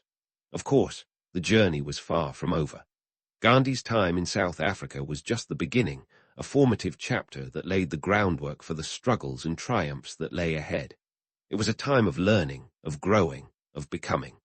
The timid lawyer who had once stumbled over legal jargon was now a leader, a visionary who dared to dream of a world free from oppression. But let's not get ahead of ourselves. The story is far from finished, and Gandhi's journey is still unfolding. There are battles yet to be fought, lessons yet to be learned, and a legacy yet to be defined. For now, let's leave Gandhi in South Africa, a man on the cusp of greatness, ready to take on the world with nothing but truth and courage by his side. So, as Gandhi was busy shaking things up in South Africa, back in India, the socio-political landscape was anything but a walk in the park. British colonial rule was as oppressive as a heavy monsoon downpour, with the Indian masses longing for a leader who could channel their frustrations into a movement. Enter Gandhi, stage left, returning to the motherland in 1915, more seasoned than a well-cooked curry and ready to rock the boat. But rather than dive right into politics, Gandhi took a detour to the Sabarmati ashram, opting for a humble abode over the political spotlight. After all, every superhero needs a secret lair, right? Gandhi's approach was nothing if not unconventional. Instead of grand speeches or fancy lawyering, he went grassroots. He traveled across India, connecting with people in a way that no politician had dared before. Picture him in a rustic dhoti, spinning his own yarn, literally and metaphorically. The spinning wheel, or charkha, became his silent protest against industrialized British textiles, a symbol of self-sufficiency. The idea was simple. Why buy expensive British cloth when you can make your own? It was economic defiance, spun with a twist of practicality. Now, let's talk about the Salt March of 1930. Gandhi, ever the master of symbolism, decided to tackle the salt tax, a seemingly small issue, but one that pinched the everyday life of Indians like a nagging blister. On March 12, he set off on a 240-mile trek from Sabarmati to Dandi, joined by a motley crew of 78 followers. It was less a march and more a slow, deliberate pilgrimage, akin to a political Forrest Gump moment, but with a point. The journey took 24 days, capturing the nation's imagination and the British government's irritation. As Gandhi reached the Arabian Sea and ceremonially scooped up a handful of salt, it was more than just a grainy protest. It was a seismic shift in the independence movement. Gandhi's message was clear. Oppressive laws were to be challenged, not obeyed. The salt, as trivial as it seemed, became the seasoning of revolt, sparking a nationwide civil disobedience campaign. While the Salt March is often romanticized as the epitome of peaceful protest, let's not forget the harsh realities. More than 60,000 people were arrested, including Gandhi himself. The British response was anything but subtle, showing that even a pinch of salt could leave a bitter taste in the mouths of colonizers. Yet the economic impact was undeniable. The boycott of British goods hit them where it hurt, the pocket. It was a masterclass in leveraging simple acts of defiance to wield significant economic power. Now, about that khadi cloth. Gandhi wasn't just starting a fashion trend. He was crafting a movement. Khadi became the fabric of freedom, symbolizing self-reliance and the rejection of British economic exploitation. But here's the kicker. Spinning khadi wasn't exactly a shortcut to sartorial elegance. It was time-consuming, labor-intensive, and about as fashionable as a potato sack. Yet it was a statement, a sartorial slap in the face to British textiles. Economically speaking, khadi was both a boon and a challenge. It provided rural employment, empowering the masses to take control of their livelihoods. However, it wasn't going to win any awards for efficiency. The cloth was often coarse, and let's be honest, not everyone looked like a freedom fighter in it. But the larger narrative was about choice. Choosing to wear khadi was choosing to invest in India's economic independence. And now, for one of Gandhi's more peculiar stunts, his letter to Adolf Hitler. Yes, you heard that right. In 1939, with Europe on the brink of war, Gandhi penned a letter to Hitler, addressing him as dear friend. It was a polite plea, asking the Führer to reconsider his aggressive stance. If ever there was a moment that encapsulated Gandhi's audacity, this was it. The letter, while undeniably earnest, reads almost like a surrealist piece of political theater. The fact that Gandhi believed he could sway Hitler with a letter shows not only his commitment to non-violence, but also a touch of whimsical optimism. Of course, this was more than just a quirky anecdote. It highlighted Gandhi's belief in the power of dialogue over destruction. But let's not kid ourselves. The letter was never going to stop Hitler's war machine. It did, however, underscore Gandhi's dedication to his principles, even when they seemed ludicrously idealistic. Gandhi's methods, whether marching for salt or spinning cloth, were always laden with deeper meaning. He wasn't just fighting a political battle. He was waging an economic and moral war. His leadership was a tapestry woven with threads of simplicity, symbolism, and a stubborn refusal to accept the status quo. It was this blend of idealism and practicality that mobilized millions, turning a humble lawyer into a Mahatma, a great soul. As we move forward, let's keep in mind that Gandhi's journey was a complex one. It wasn't just about leading a nation to freedom. It was about redefining the very notion of leadership. He demonstrated that true power lies not in domination, but in the courage to stand up for one's beliefs, no matter how quixotic they may seem. In this ongoing saga, Gandhi's story is far from over. There are more battles to be fought, more myths to be debunked, and more lessons to be learned. So stay tuned, because the best is yet to come. Now, as Gandhi's journey continues, let's dive into the whirlwind known as World War II, a global conflict that made even the most stoic pacifists reach for a stress ball. But Gandhi, well, he reached for his principles. Picture this. A world on fire and Gandhi standing in the middle of it, wielding non-violence like it's the new black. When World War II kicked off in 1939, the British, in their infinite wisdom, decided to drag India into the mess without so much as by your leave. Cue the collective eye roll from Indian leaders. For Gandhi, this was akin to being invited to a party you didn't RSVP for, and one you most certainly didn't want to attend. The British expected India to support the war effort, but Gandhi wasn't about to let them off the hook so easily. He saw the irony as clearly as anyone, a nation fighting for freedom while denying it to millions in its empire. It's like the pot calling the kettle black, except the pot has a much bigger army. In 1942, Gandhi launched the Quit India movement, which was less a movement and more a seismic quake in the colonial landscape. He called for an end to British rule with the simple demand, do or die. Now, that might sound like the plot of a Hollywood blockbuster, but it was a real rallying cry for millions. The British, predictably, were not amused. They responded with a crackdown that was about as subtle as a sledgehammer. Arrests were made at lightning speed, with Gandhi himself thrown into prison faster than you could say non-violent resistance. Gandhi's imprisonments became so frequent, they might as well have installed a revolving door at the jail. In the span of decades, he spent over 2,000 days behind bars. For the British, Gandhi was the guest who overstayed his welcome and refused to leave the party. The irony was almost comedic. The British, masters of the stiff upper lip, were increasingly exasperated by this diminutive man with a spinning wheel. They tried to contain him, but his ideas had already escaped the confines of any cell. Now, let's not pretend that Gandhi's stance during the war wasn't controversial. Many in the Indian National Congress were divided on how to proceed. Some argued that supporting the British in their hour of need might curry favor post-war. Others saw Gandhi's refusal to budge as a moral high ground too steep for practical politics. The debate was as heated as a tandoor oven, with each side convinced of its righteousness. The economic context was no joke either. The war had strained resources globally, and India was no exception. While the British were focused on the European theatre, India faced economic exploitation that made the situation direr than a Bollywood melodrama. Food shortages, inflation, and a faltering economy were the harsh realities that Gandhi had to navigate. The British war effort demanded resources, and India's economy was squeezed like a lemon in a summer drink, refreshing for the British, bitter for the Indians. And yet, Gandhi remained steadfast, a beacon of non-violence in turbulent times. His critics questioned his strategy, arguing that non-violence was a luxury in a world gone mad. But Gandhi wasn't swayed. His belief in satyagraha was unwavering, even if it seemed naive to some. He wasn't just fighting a political battle, he was challenging the very nature of conflict itself. A tall order, absolutely. But Gandhi had never been one to shy away from a challenge.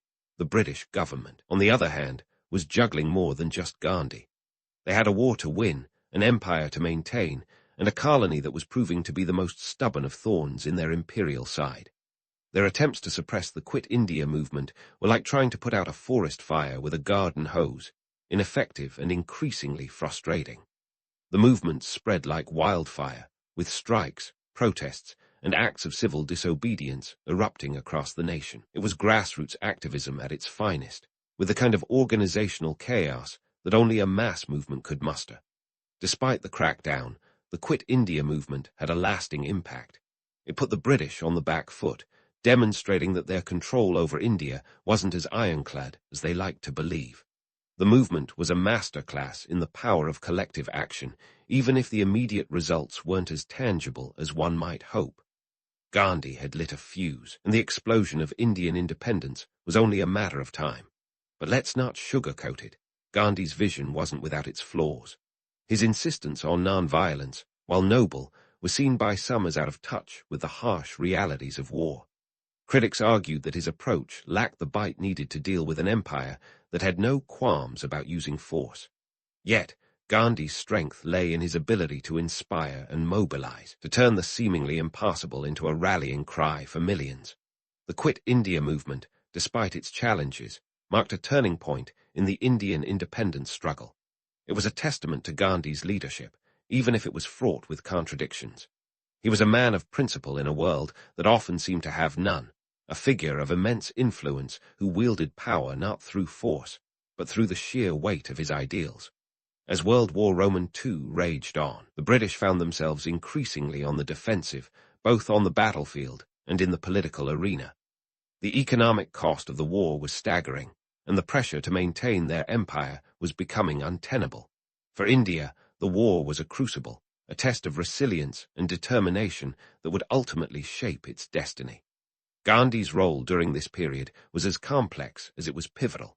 He was both a thorn in the side of the British and a symbol of hope for millions. His non-violent stance, while seemingly incongruous in a world at war, was a reminder of the power of conviction in the face of overwhelming odds. The British, for all their military might, were beginning to realize that Gandhi's true weapon was his ability to inspire, to ignite a movement that no prison could contain. So, as the war drew to a close, the stage was set for the final act in India's fight for independence. Quit India movement had shown that the spirit of resistance was alive and well, that the Indian people were ready to claim their freedom. Gandhi's leadership, with all its contradictions and complexities, had been instrumental in shaping this pivotal moment. But the story was far from over, and the road to independence was fraught with challenges yet to come. In the end, Gandhi's legacy during World War II and the Quit India movement was one of defiance and determination, a testament to the power of peaceful protest in the face of imperial might. It was a chapter in history that would resonate for generations, a reminder that true strength lies not in the ability to wage war, but in the courage to stand for what is right. As the curtain fell on the war, a new dawn was on the horizon for India, a dawn that Gandhi had helped to usher in, one non-violent step at a time. As the curtain rose on India's independence, the world found itself at a crossroads, with Gandhi's non-violent legacy leading the charge. August 15, 1947, was a day etched in history, a triumph of determination over the heavy chains of colonial rule. Yet, amidst the jubilation, there was a sobering reality: the partition of India and Pakistan, a geopolitical surgery that was as messy as it was hurried. It's like celebrating a wedding while the cake is still in the oven, only to realize that the icing is missing altogether. The partition led to the displacement of around 15 million people, a mass migration that turned the subcontinent into a human tidal wave. The chaos was palpable, and the violence that ensued was a devastating contradiction to Gandhi's life's work. An estimated 1 to 2 million people lost their lives in communal riots, proving that the pursuit of peace is often marred by the shadows of human nature's darker side. Gandhi, the apostle of non-violence, was left to grapple with the bitter irony of a free nation drenched in blood. Gandhi's influence was undeniable, yet his vision for a unified India was slipping through his fingers like sand. He spent his final months in Delhi, fasting and praying for peace, a last-ditch effort to heal a fractured nation. His presence was a balm for some, a reminder of the ideals that had fueled the independence movement. And then, on January 30, 1948, tragedy struck. Nathuram Guards, a Hindu extremist, approached Gandhi at a prayer meeting and fired 3 bullets at point-blank range. Gandhi, the embodiment of peace, fell to an act of violence, an ending as paradoxical as it was poignant. In the wake of Gandhi's assassination, the world was left to ponder the complexities of his legacy. His life's work was a mosaic of contradictions, a man who wielded immense influence without resorting to force, whose advocacy for peace culminated in a violent demise. It's a narrative that rivals any Greek tragedy, reminding us that even the most noble pursuits can end in heartbreak. But let's not get too misty-eyed. Gandhi's legacy was far from over. It was just beginning to ripple across the globe. Enter Martin Luther King Jr. and Nelson Mandela, 2 iconic leaders whose own struggles for justice were profoundly shaped by Gandhi's philosophy. King, with his southern drawl and preacher's charisma, adopted non-violence as the cornerstone of the civil rights movement in the United States. He famously remarked, "Christ gave us the goals and Mahatma Gandhi the tactics." King's marches, boycotts, and sit-ins echoed Gandhi's satyagraha, proving that peaceful resistance could indeed confront systemic racism. The Montgomery bus boycott, lasting 381 days, was a testament to patience and perseverance in the face of segregation. In South Africa, Mandela found inspiration in Gandhi's principles as well, though with his own pragmatic twist. Mandela, who spent 27 years behind bars, understood the power of both reconciliation and resistance. While Gandhi's influence was undeniable, Mandela recognized the need for a more robust response when non-violence seemed insufficient. The struggle against apartheid required both dialogue and defiance, a delicate balance that Mandela navigated with the precision of a tightrope walker. These giants of history, King and Mandela, carried Gandhi's legacy into new realms, adapting it to suit their unique battles. Yet, let's bust a myth or two. Gandhi's influence wasn't all sunshine and rainbows. His ideas, while groundbreaking, were not universally embraced. Critics argued that his methods were too idealistic, too disconnected from the gritty realities of political power. Some questioned his relevance in conflicts that demanded more than just moral suasion. It's the age-old debate between idealism and pragmatism, a dance as old as politics itself. As we look back, Gandhi's legacy is a tapestry woven with threads of inspiration and complexity. His life was a masterclass in the power of conviction, a reminder that true change often requires more than just good intentions. It demands sacrifice, resilience, and at times, an acceptance that the world may not always be ready for the ideals we hold dear. But Gandhi's story doesn't end with his death. It reverberates through the corridors of history, inspiring generations to come. In post-independence India, Gandhi's vision of a self-reliant, harmonious nation remains both a guiding light and an elusive dream. His ideals of non-violence and communal harmony continue to resonate, even as India grapples with its own contradictions. The economic landscape has transformed, with India emerging as a global powerhouse, yet the challenges of inequality and social justice persist. Gandhi's teachings offer a moral compass, yet the path forward is as complex as the man himself. In the global arena, Gandhi's legacy serves as a touchstone for movements seeking justice and equality. His life is a reminder that while the road to freedom is fraught with obstacles, the journey is as important as the destination. Gandhi's influence transcends borders, a testament to the universality of his message.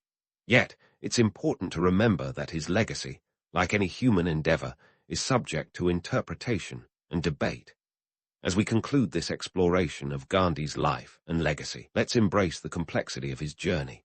He was a man of contradictions, a visionary whose ideals sometimes clashed with reality. His story is a mirror reflecting both the nobility and frailty of the human spirit.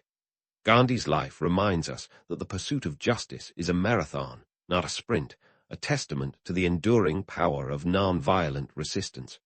In the end, Gandhi's legacy is a mosaic of hope, challenges, and triumphs, a narrative that continues to inspire and perplex the world.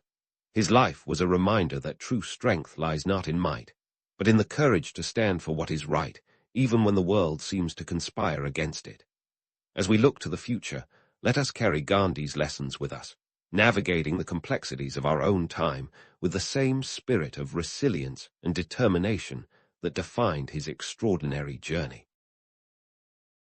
You jolt awake to the cacophony of a bustling ancient Rome morning. Think of it as a natural alarm clock made of clattering carts and street vendors haggling over dubious fish. You're a craftsman, and it's 100 AD. What does that mean? Well, forget about lounging in marble-clad luxury or getting chummy with emperors. You've got a much humbler gig. Your life is a blend of sweat, skill, and survival, with a side of bread and olives for breakfast. Yeah, you're starting your day with a culinary combo that even the most optimistic foodie would politely decline. Let's talk about your breakfast. Bread and olives. Sounds rustic, right? More like basic necessity. Bread is the cornerstone of your diet. Carbs are king here, and the grain supply from North Africa is crucial to keep Rome's bellies full. Olives, the Mediterranean's green gold, add a touch of flavor and some much-needed fat to your morning meal. Don't expect anything like modern olive oil tasting, though. This is sustenance, not a tasting menu. Your workspace, the shop, is where you'll spend most of your day. As a craftsman, you could be a potter, blacksmith, or maybe a mosaic artist. It's hard work, but you're part of the backbone of the Roman economy. Around 100 AD, Rome is the New York City of its time. Over 1 million residents, a network of roads like the Appian Way connecting it to the far reaches of the empire, and an economic machine that's always hungry for more. Craftsmen like you keep that machine humming. But let's not romanticize your role too much. You're not exactly rolling in denarii. Most craftsmen lived modestly, often just a step or two above the subsistence level. Your home might even double as your workshop, cramped space where the smell of your trade mingles with the scent of yesterday's dinner. Forget about a clear work-life balance. Your life is your work, and your work is your life. Now, let's talk guilds, or collegia as the Romans called them. Think of them as a cross between a trade union and a social club. They're a way to network, share resources, and maybe even climb the social ladder a rung or two. But don't get too excited about these collegia as a ticket to the good life. They're more about survival than success, a protective measure in a world that could be as brutal as it was glamorous. They had their own patron deities, and meetings could be part business, part religious rite. The collegia were influential in shaping the social and economic fabric of Roman life. They held sway in local politics and could be a stepping stone for ambitious craftsmen. But the myth of the glamorous Roman lifestyle, yeah, not so much for you and your fellow artisans. For every patrician lounging in a villa, there are countless craftsmen like you pushing through long days to keep the wheels of the Roman economy turning. The reality is, most of your earnings go to basic living expenses. Rent, food, and taxes. Yes, even in ancient Rome, you couldn't escape taxes, consume the bulk of your income. The Roman Empire had an extensive tax system, including personal taxes and a sales tax on goods. So, while you're crafting beautiful mosaics or forging sturdy tools, the tax collector is never far from your mind. So, you're part of a complex economic system that relies heavily on trade. Rome imports grain from Egypt, oil and wine from Spain, and exotic goods from as far away as India and China. It's a network that keeps the city thriving, and you're an essential cog in that wheel. But let's not kid ourselves. This is not an era of fair wages and social security. It's a grind, and you're grinding away with the best of them. And here's a little myth-busting for you. The idea that all Romans enjoyed a life of leisure and luxury. Sure, there were grand feasts, but for the majority, life was a far cry from the opulence we often imagine. Your reality is a testament to that, where practicality and survival take precedence over glamour. You're working to live, not living to work. As the morning sun climbs higher, you're already knee-deep in your craft. Whether you're shaping clay, hammering metal, or piecing together intricate tiles, your hands are the tools of your trade. It's a testament to your skill and dedication, a craft passed down through generations, honed and perfected in the daily grind of ancient Roman life. Remember, Rome wasn't built in a day, but it certainly took countless craftsmen like you to keep it standing. As you dive into your daily routine, you're not just creating goods, you're contributing to an empire. But don't expect a parade in your honor. You're more likely to get a nod of appreciation from a satisfied customer or a strong-armed tax collector looking to take his cut. Welcome to life as a craftsman in ancient Rome. So, as you roll up your sleeves and get ready to dive into your craft, let's take a stroll down the bustling streets of ancient Rome to your workshop. Picture this. The sun is barely peeking over the tiled roofs, and the air is already buzzing with the sounds of the city waking up. You're on your way to your own little corner of empire-building paradise, armed with the tools of your trade. Now, speaking of tools, let's talk sharp, literally. Your toolkit is your lifeline, filled with the essential implements of the trade, chisels, hammers, and saws, each crafted from iron and bronze. Iron, the backbone of Roman industry, is durable and versatile, perfect for shaping and cutting. Then there's bronze, that ancient alloy of copper and tin, revered for its ability to hold a sharp edge and resist corrosion, kind of like the Swiss Army knife of antiquity. Wood, too, plays a starring role, with oak, pine, and cedar being your go-to materials. Each type of wood brings its own personality to the mix. Oak for strength, pine for ease of use, and cedar for its aromatic charm and rot-resistant properties. The cost of these materials, though, is no laughing matter. Iron might set you back about 1.5 denarii per pound, which in today's dollars would be akin to shelling out around $20. Bronze, less abundant and trickier to produce, might command twice that price. And wood, well, that depends on whether it's local or imported. Exotic woods could fetch a king's ransom, turning your simple workshop into an investment that could make or break your business. But how do these materials make their way to your eager hands? Welcome to the Roman Empire's trade networks, a marvel of logistical ingenuity that put even Amazon Prime to shame. Goods flowed through a vast web of roads and sea routes, from the iron-rich hills of Anatolia to the tin mines of Britannia. The Appian Way, Rome's famous highway, wasn't just a road. It was a lifeline, connecting distant provinces and facilitating the movement of goods, soldiers, and ideas. It's said that all roads lead to Rome, and for good reason. The city was the beating heart of an empire that stretched from Spain to Syria. Now, let's talk about the marketplace, the bustling center of commerce where the magic of bargaining unfolds. If you think the art of haggling is a modern invention, think again. Romans were masters of the craft long before your local car dealership made it a sport. Picture yourself in the forum, surrounded by merchants hawking everything from fresh produce to fine pottery. Pricing is fluid here, a dance of words and wits, where a skilled negotiator can shave a few sesterces off the asking price. It's an arena where reputation matters, and a good craftsman is known not just for his skill, but also for his ability to strike a deal. And speaking of reputation, maintaining yours is as critical as keeping your tools sharp.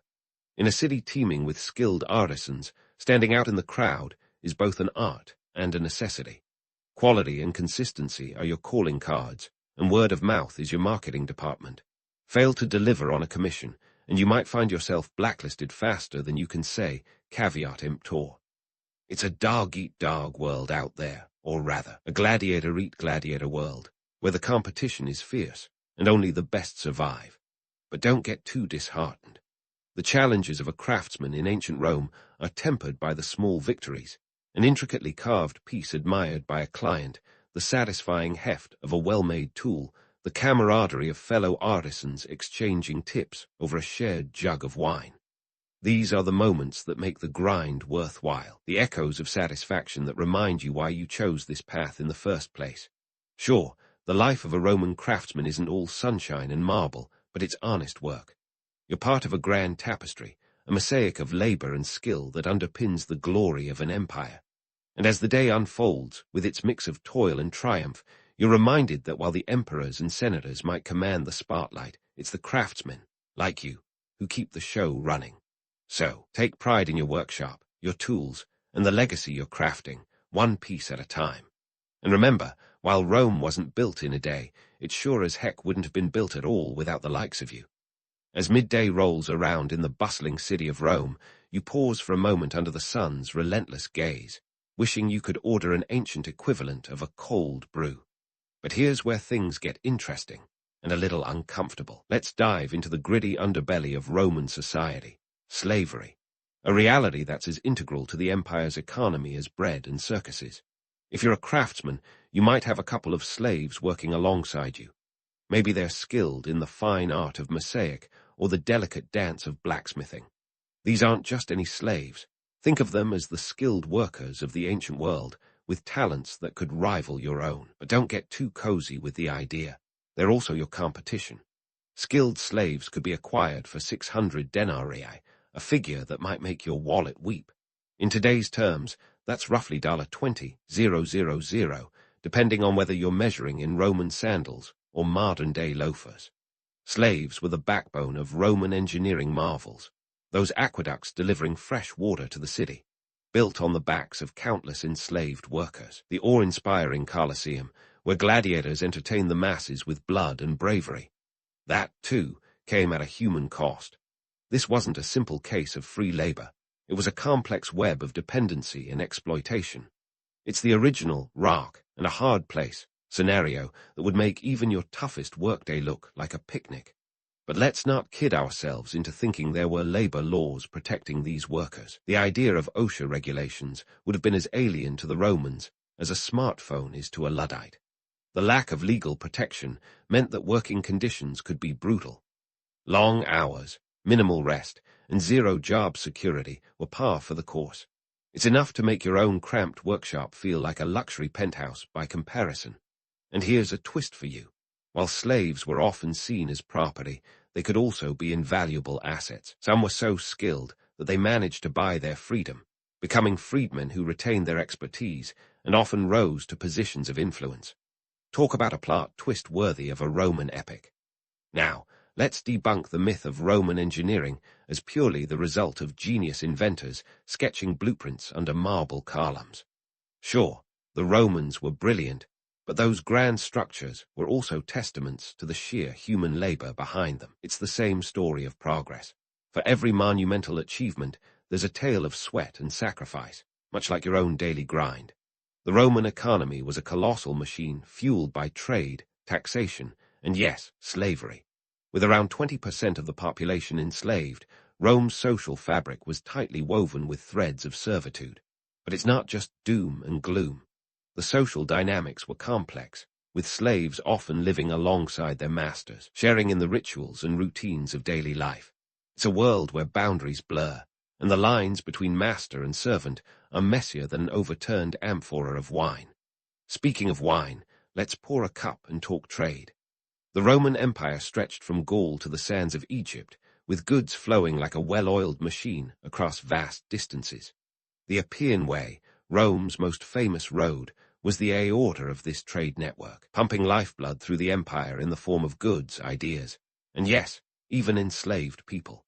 An astounding 250,000 miles of roads connected Rome to its far-flung territories, an engineering feat that would put modern infrastructure to shame. Yet, for all its grandeur, Rome's economy was a delicate balance, teetering on the edge of potential collapse. The constant influx of slaves created a dependency that wasn't sustainable. Much like today's pressures of automation and globalization, Rome faced its own labor conundrums. Skilled craftsmen like you had to navigate this complex landscape, balancing the benefits of having skilled help with the threat of being outshined by your own workforce. In this rich tapestry of Roman society, you, the humble craftsman, play a crucial role. Your hands shape the tools that help build the empire, while your mind navigates the intricate social dynamics of a world where the line between success and survival is as thin as a Roman coin. And as the sun begins its slow descent, casting long shadows over the city's bustling streets, you prepare to dive back into your craft, knowing that while the emperors may capture the glory, it's the craftsmen and the silent hands of slaves who keep the empire standing. As you hammer and chisel away, remember that every stroke and strike is part of a larger narrative, a story of resilience and resourcefulness that echoes through the ages. And while the Roman Empire may be a distant memory for us, the tales of its craftsmen and their contributions to civilization are as enduring as the stone structures they left behind. So, take a breath, savor the moment, and continue carving your own legacy in the annals of history, one day at a time. As the afternoon sun stretches its golden fingers over the rooftops of Rome, you find yourself pondering the peculiar blend of politics and craftsmanship that defines your trade. It's an intricate dance, where the slightest misstep could mean the difference between thriving and merely surviving. In the ancient Roman world, it wasn't just about what you knew, but who you knew. Enter the patronage system, a social structure that could elevate a lowly craftsman to the heights of success, or dash his dreams against the unforgiving stones of the Forum. Picture this: you're hard at work, crafting a mosaic destined to dazzle in the atrium of a senator's villa. He's your patron, a political heavyweight who holds your career in one hand and a goblet of Falernian wine in the other. Patrons were the power brokers of the Roman world, the gatekeepers to wealth and influence. Secure a patron, and you might find yourself rubbing elbows with the elite, your work featured in the grandest of settings. But lose their favor, and it's back to the grindstone, with your only audience the pigeons perched on the city's ancient statues. Why such reliance on patrons? Well, let's talk about Roman politics, a labyrinthine game where allegiances shifted as swiftly as the Tiber's currents. Political connections weren't just advantageous, they were essential. The patronage system was a microcosm of Roman society, a web of reciprocal obligations where favors were traded like coins.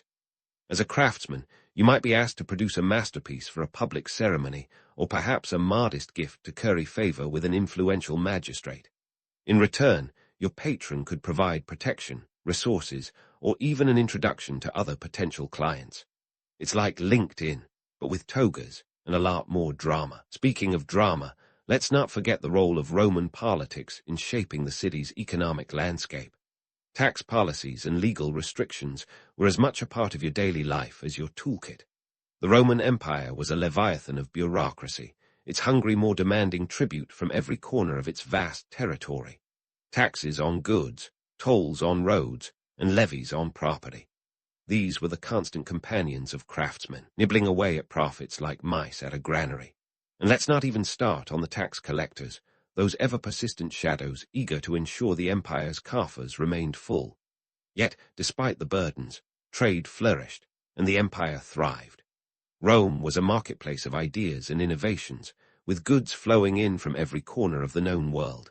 The influence of Roman politics on trade was profound, with policies designed to ensure the empire's dominance. Tariffs on foreign goods protected local artisans, while trade agreements opened new markets for Roman crafts. For you, this meant a steady stream of materials and a diverse clientele, each seeking a piece of Roman artistry to call their own. But let's not sugarcoat it. Navigating these waters was as treacherous as a voyage across the stormy Mediterranean. Legal restrictions could change with the whims of the Senate, and what was profitable one day might become untenable the next. It was a high-wire act, with no safety net to catch you if you fell. Now, let's pull back the curtain a bit and see how craftsmen like you contributed to the cultural heartbeat of Rome. Your hands didn't just forge tools or shape clay, they crafted the very identity of an empire. Public monuments, those towering testaments to Roman grandeur, bore the marks of your toil, from the intricate stone carvings adorning the Pantheon to the delicate mosaics that graced the floors of opulent villas. Your work was woven into the very fabric of Roman life. Yet your influence extended beyond the grand and the monumental. Everyday items, the pots and pans that filled Roman kitchens, the lamps that lit their homes, these, too, were the fruits of your labor. In a society obsessed with status and spectacle, even the humblest of objects carried the mark of Roman sophistication. It was a testament to the craftsman's skill, a whisper of elegance in the din of daily life. And here's where we bust another myth, the idea that Roman craftsmen were solely focused on form over function. Sure, aesthetics mattered. No one wants a lopsided amphora gracing their dining room, but practicality was king. Every item, from the simplest clay jug to the most elaborate piece of jewelry, is designed with utility in mind. It's a reminder that while Rome was a city of beauty, it was also a city of pragmatism, where the needs of daily life often dictated the direction of artistic expression. So, what's the takeaway from all this? As the shadows lengthen and the day draws to a close, you realize that being a craftsman in ancient Rome was about more than just skill with a tool or a steady hand with a brush. It was a complex dance of politics, economics, and artistry, where every piece you created was a reflection of the world around you. It's a glimpse into the soul of an empire, a reminder that even the most towering achievements rest on the shoulders of those who toiled in obscurity. And as you pack up your tools and prepare to head home, you carry with you the knowledge that your work, your craft, is a part of something far greater than yourself. You're not just building objects, you're building history, one piece at a time. But don't get too comfortable. Tomorrow is another day, and who knows what challenges or triumphs await. After all, in the ever-changing world of ancient Rome, the only certainty is that the unexpected is always just around the corner. As the sun dips below the horizon, painting the sky a deep indigo, you pack away your tools and reflect on the day's grind, both a personal journey and a microcosm of Roman history. You've hammered, chiseled, and crafted, each strike a testament to the skill passed down through generations. But as you ponder the legacy of Roman craftsmanship, it's clear that your labor is a small yet vital thread in the vast tapestry of the empire. Craftsmanship in Rome wasn't just about making pretty things. It was a blend of art and survival, much like today's gig economy. The practicalities of life dictated the need for robust tools and durable goods, yet the aesthetic flair of Roman artisans has left a lasting imprint on the world. Take Roman mosaics, for example. These intricate designs didn't just cover floors and walls, they told stories, depicted myths, and immortalized the whims of Roman patrons. The enduring appeal of Roman art lies in its duality, where every piece was both a functional object and a canvas for artistic expression. Now, let's talk legacy. Roman craftsmanship didn't vanish with the fall of the empire. Its influence rippled across centuries, touching the Renaissance with echoes of classical elegance, and even today, where modern design often nods to Roman sensibilities. Those arches and columns you see on your local government buildings, Thank the Romans. Even something as mundane as concrete owes a debt to Roman ingenuity. They were mixing volcanic ash with lime way before it was cool. But hold up. Before we canonize Roman innovation as the end-all be-all, let's inject a bit of skepticism. The Romans were brilliant, no doubt, but they were also pragmatists. Their engineering marvels were often more about scale than cutting-edge technology. Take the Roman road network, those famed arteries of the empire. Sure, they were engineering wonders, but their construction was as much about brute force and manpower as it was about technical prowess. They didn't invent the arch, but they sure knew how to use it to create those awe-inspiring aqueducts. And then there's the myth of Roman luxury, an empire basking in endless opulence. True, there were grand villas and lavish feasts, but for most Romans, life was a grind. The craftsmen, the merchants, the laborers, they were the ones keeping the wheels turning, often with little more than the promise of another day's work. This romanticized vision of Rome overlooks the stark realities faced by the majority, much like the polished Instagram feeds that mask the chaos of real life. So why does ancient Rome still captivate us? Perhaps it's the paradoxical nature of the empire, both brutal and sophisticated, innovative yet derivative. Rome's allure lies in its complexity, its ability to be both a beacon of civilization and a reminder of human frailty. It's the perfect blend of triumph and tragedy, an epic saga that resonates with our own modern world. In today's society, where innovation is worshipped and the past often romanticized, Rome offers a cautionary tale. It's a reminder that progress is not linear and that the cost of greatness is often borne by the many for the benefit of the few. We marvel at the ruins of the Colosseum, yet behind its grandeur lies a history of bloodshed and exploitation, a spectacle of entertainment built on the backs of the enslaved. As you make your way home, the streets of Rome alive with the hum of evening activity, you carry with you the knowledge that your work is part of a legacy that transcends time. It's a reminder that every craftsman, every laborer, played a role in the narrative of an empire. And as you reflect on your place in this grand historical tapestry, you realize that while empires rise and fall, the stories of those who built them endure. So, as you lay down to rest, thoughts of Roman glory and grit swirling in your mind, remember that history is not just a collection of dates and events. It's the story of people, of their struggles, their triumphs, and their enduring spirit. And while the Roman Empire may be long gone, its echoes continue to shape our world, whispering tales of innovation and endurance to those who listen. As you close your eyes, let these stories guide you, a testament to the resilience of the human spirit, and a reminder that even in the face of overwhelming odds, there is always the potential to create something extraordinary. Venice in the 13th century was less the Italian job and more trade, the crowded edition. This wasn't a city of lovers serenading from gondolas, but rather a bustling hub of commerce, where the clang of coins was the true romantic melody. Enter Marco Polo, a teenager from a family that didn't just have a knack for business, they practically invented it. The Polo family was like the original Amazon Prime, moving goods faster than you could say Silk Route. Now, let's talk about young Marco. Born in 1254, he was a lad from the get-go wrapped in a world of maps and markets. His father, Niccolo, and uncle, Maffi, were the kind of men who didn't ask for directions. They made their own. In fact, they were already adventuring through Asia long before Marco could spell Kublai Khan. While Marco was probably still figuring out the intricacies of Venetian dialect, his dad and uncle were rubbing elbows with Mongol royalty. Talk about a family business with perks. But let's debunk a myth right off the bat. Marco Polo wasn't born with a suitcase in hand. The legend of his insatiable wanderlust is as overblown as the tales of him inventing pasta. The truth, Marco's journey to the east was less about itchy feet and more about strategic moves.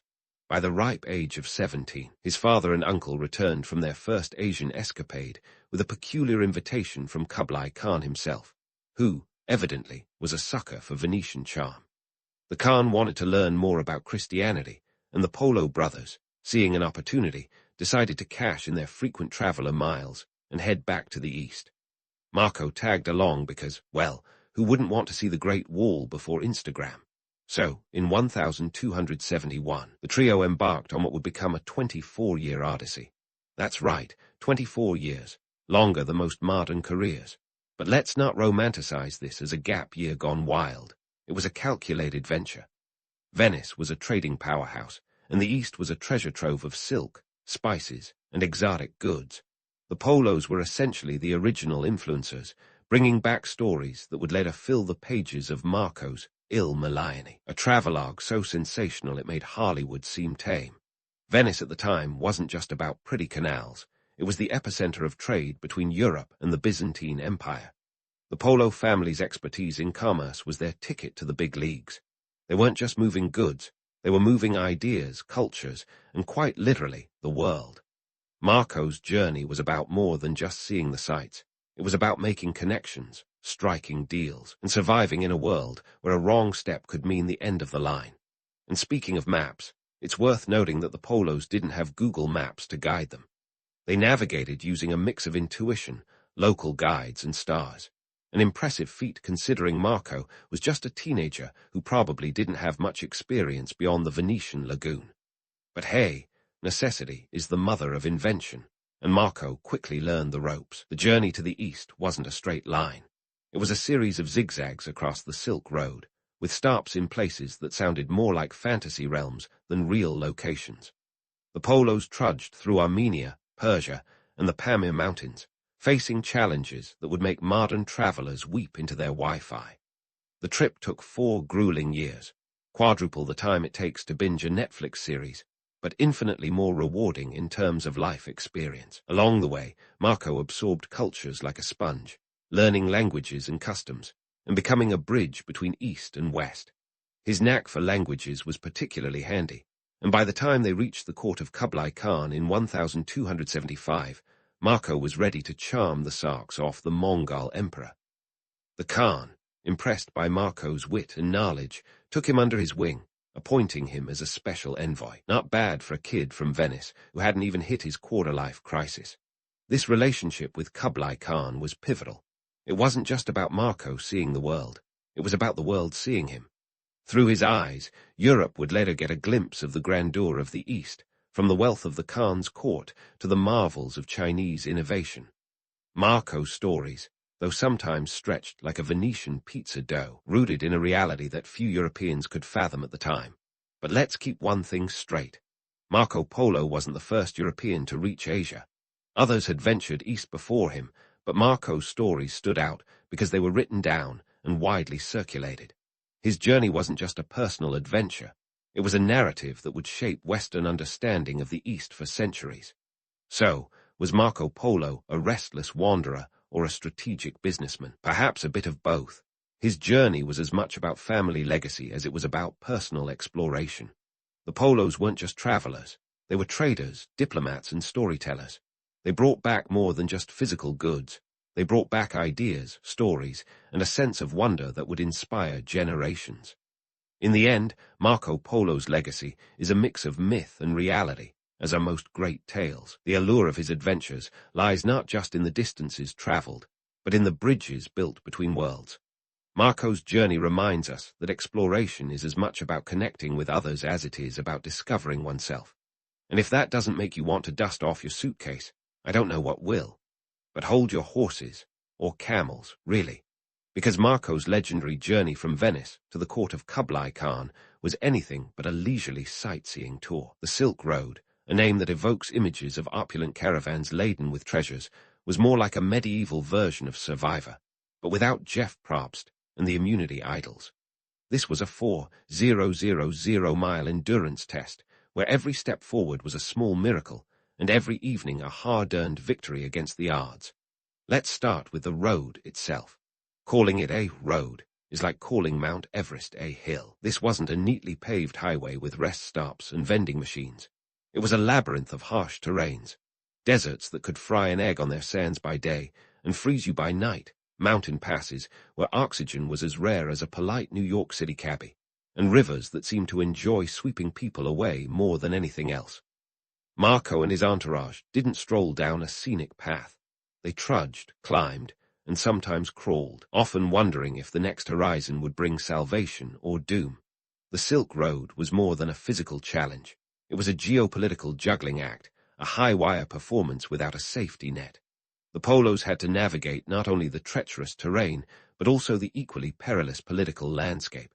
Every kingdom and khanate they passed through was a potential ally or adversary. The Polos couldn't just waltz across borders. They needed papers, permissions, occasionally a bit of good old-fashioned bribery to smooth the way. It was a constant game of diplomacy, where a smile could open gates or slam them shut. And then there were the bandits. Oh, the bandits. Forget the romanticized image of Robin Hood and his merry men. These guys were more like the cast of a medieval Fast and Furious movie, always ready to make a quick buck, or ducat, in this case, from unsuspecting travelers. Marco and his crew had to be on high alert, their eyes scanning every shadow for the glint of a dagger or the twang of a bowstring. It wasn't just a journey, it was a constant test of wits and nerves. Economically, the Silk Road was the beating heart of trade between East and West. It was the original global marketplace, where silk, spices, and precious metals flowed like the lifeblood of empires. The Polo family wasn't just traversing a route, they were plugging into the economic superhighway of their time. The stakes were high, and the potential rewards even higher. But for every successful trade, there was a risk of losing it all to bandits, to the elements, or to the whims of a local ruler who decided he didn't like the cut of your jib. And let's not forget the logistics of traveling in the 13th century. There were no GPS devices, no detailed maps with "you are here" markers. Marco's crew relied on the stars, the sun, and the occasional half-accurate map to guide them. A wrong turn could lead to a dead end, or worse. But necessity, as they say, is the mother of invention. The Polos became adept at reading the land, following the trickle of a stream that promised a settlement ahead or the smoke of a distant campfire where they might find hospitality or hostility. Speaking of hospitality, the Silk Road was a tapestry of cultures and customs, a melting pot long before the term became cliché. Marco encountered people whose ways of life were as varied as the landscapes they inhabited. From the nomadic tribes of the steppes to the bustling bazaars of Persian cities, each stop was a new world with its own rules and rhythms. Marco's ability to adapt, to learn languages and customs, was his secret weapon, one that would serve him well in the court of Kublai Khan. Yet, for all its challenges, the Silk Road had a magnetic allure. It promised wealth and adventure, the chance to see the wonders of the world and return with tales that would capture the imaginations of those who never set foot outside their villages. Marco's journey was a testament to human resilience and curiosity, a reminder that the greatest stories are often born from the greatest struggles. But let's not sugarcoat it. Marco Polo's journey was a grueling test of endurance, a fight against the odds where survival was never guaranteed. It wasn't just about reaching the destination. It was about surviving the journey, about finding a way through when every path seemed closed. It was about luck as much as it was about skill, a dice roll where the stakes were life and death. And yet, despite the hardships, Marco's journey was also a triumph of human spirit, a testament to the power of dreams and determination. It was a reminder that exploration isn't just about discovering new lands. It's about discovering what we're capable of when we're pushed to our limits. As Marco and his family pressed on, each step brought them closer to the court of Kublai Khan, a world unlike any they had imagined. But that's a story for another time, as the journey continues and the stakes rise even higher. Stay tuned, because the adventure is just getting started, and trust me, you won't want to miss what's coming next. And so, Marco Polo finally arrived at the court of Kublai Khan, a place that could make Disneyland look like a second-rate carnival. We're talking palatial opulence, where the walls were allegedly gilded, and the emperor's wardrobe could put a pop star's closet to shame. But let's not get carried away with the grandeur. Was it really all gold and glory, or was Marco spinning a yarn thicker than a Venetian tapestry? First off, let's debunk the idea that Marco was the Khan's new best friend. The Polos arrived at Kublai's court in 1275, and while young Marco was indeed received warmly, he wasn't exactly given the keys to the kingdom. Instead, he was more like an exotic curiosity, a European teenager in a court filled with advisors, scholars, and diplomats from across Asia.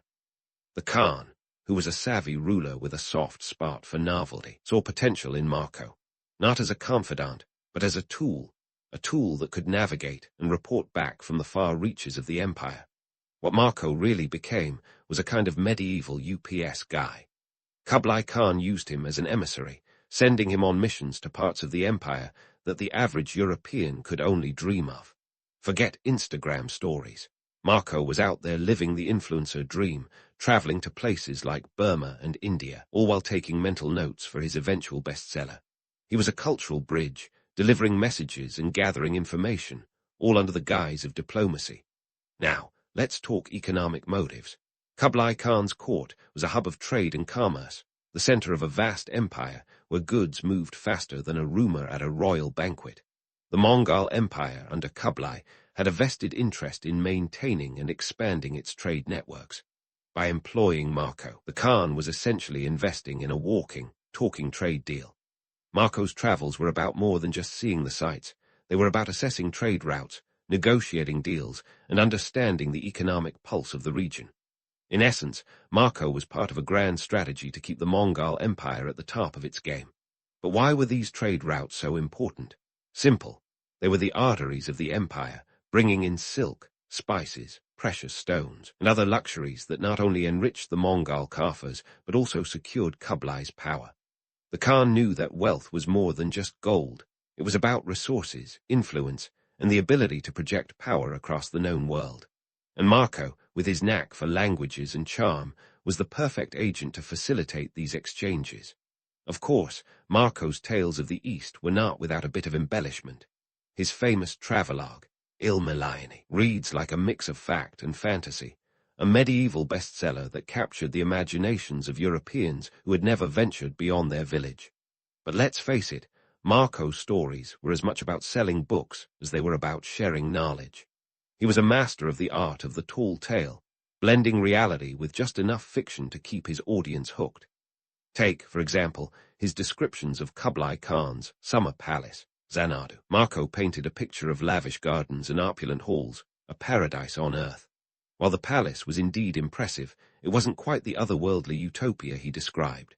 His accounts were part medieval travelogue, part PR campaign designed to wow audiences and ensure his place in history. Politically, Kublai Khan was a master strategist. His court wasn't just about luxury. It was a nerve center of power, where alliances were forged and strategies were devised. The Mongol Empire was vast, but it was also a patchwork of cultures and territories, each with its own interests and ambitions. Kublai's ability to maintain control depended on his skill in balancing these diverse elements, using diplomacy as much as force. Marco's role as an envoy was crucial in this delicate game, as his missions allowed him to gather intelligence and report back on the political climate of the regions he visited. Marco's stories also served another purpose.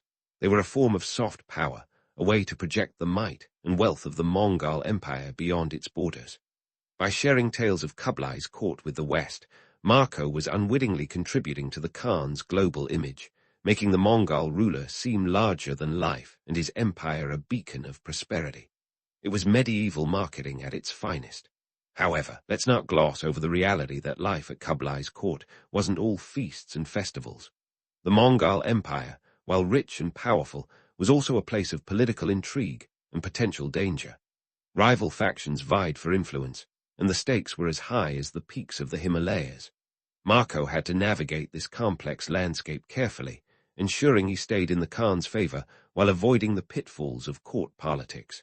And speaking of politics, let's talk about the Mongol postal system, the YAM. This was no mere mail service. It was the information superhighway of its day, connecting the far-flung corners of the empire with surprising efficiency. Marco may have been a glorified mailman, but the YAM was a lifeline, enabling the rapid transmission of messages across thousands of miles. It was a critical component of Kublai's rule, allowing him to maintain control over his vast empire. In the end, Marco Polo's time in Kublai Khan's court was a blend of adventure, diplomacy, and opportunism. He was part envoy, part trader, and part storyteller, weaving a tapestry of experience that would captivate Europe for generations. He wasn't just a passive observer. He was an active participant in the political and economic machinations of one of history's greatest empires. And while his tales might have been peppered with exaggeration, they were rooted in a reality that was as complex and fascinating as the man himself. So, was Marco Polo just a glorified mailman or something more? Perhaps he was a bit of both. His journey through the East was as much about personal discovery as it was about fulfilling the ambitions of a powerful ruler. It was a testament to the power of storytelling, a reminder that sometimes the line between fact and fiction is as thin as a silk thread. And as Marco's story unfolds, we'll continue to unravel the mysteries of his adventures, exploring the legacy of a man who dared to dream and to tell the world about it. Stay tuned, because the next chapter promises even more intrigue and insight into the world of Marco Polo and the Mongol Empire. But Marco Polo's story doesn't just stop with delivering messages like a medieval FedEx. Oh no, this was just the beginning of his multifaceted role in the grand chess game that was Kublai Khan's court. Let's dive deeper into the colorful tapestry of Marco's life in the East, where being a Venetian teenager wasn't just a novelty. It was a ticket to a world of intrigue, diplomacy, and the occasional cultural faux pas. First off, let's address whether Marco was a trusted advisor or merely a curiosity.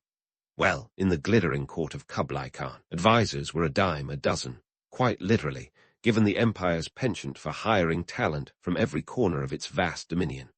Marco, however, was different. His European roots gave him a unique perspective, and while he might not have been whispering state secrets into the Khan's ear, he was definitely not just a shiny foreign bauble. Think of him as more of a Swiss Army knife, versatile, handy, and maybe not the first tool you'd pick, but pretty useful in a pinch. Kublai Khan was no fool. He saw in Marco someone who could traverse his empire, report back with insights that only an outsider could provide, and perhaps most importantly, do so without the baggage of local politics. Marco's missions took him to the remotest corners of the Khan's territories, places like Yunnan and Vietnam, where he was tasked with gathering intelligence, assessing the political climate, and ensuring that the local rulers were playing nice with the Mongol overlord.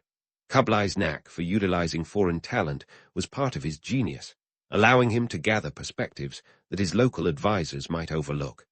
Now, let's talk about Marco's knack for cultural exchanges and misunderstandings. Marco had a way of seeing the world through a lens that was part Venetian merchant, part wide-eyed adventurer. His descriptions of the East, while sometimes bordering on the fantastical, were rooted in a genuine curiosity and a desire to understand the complexities of the cultures he encountered. But let's be real. His accounts were often peppered with a healthy dose of hyperbole. Take, for example, his fascination with the wealth of the East.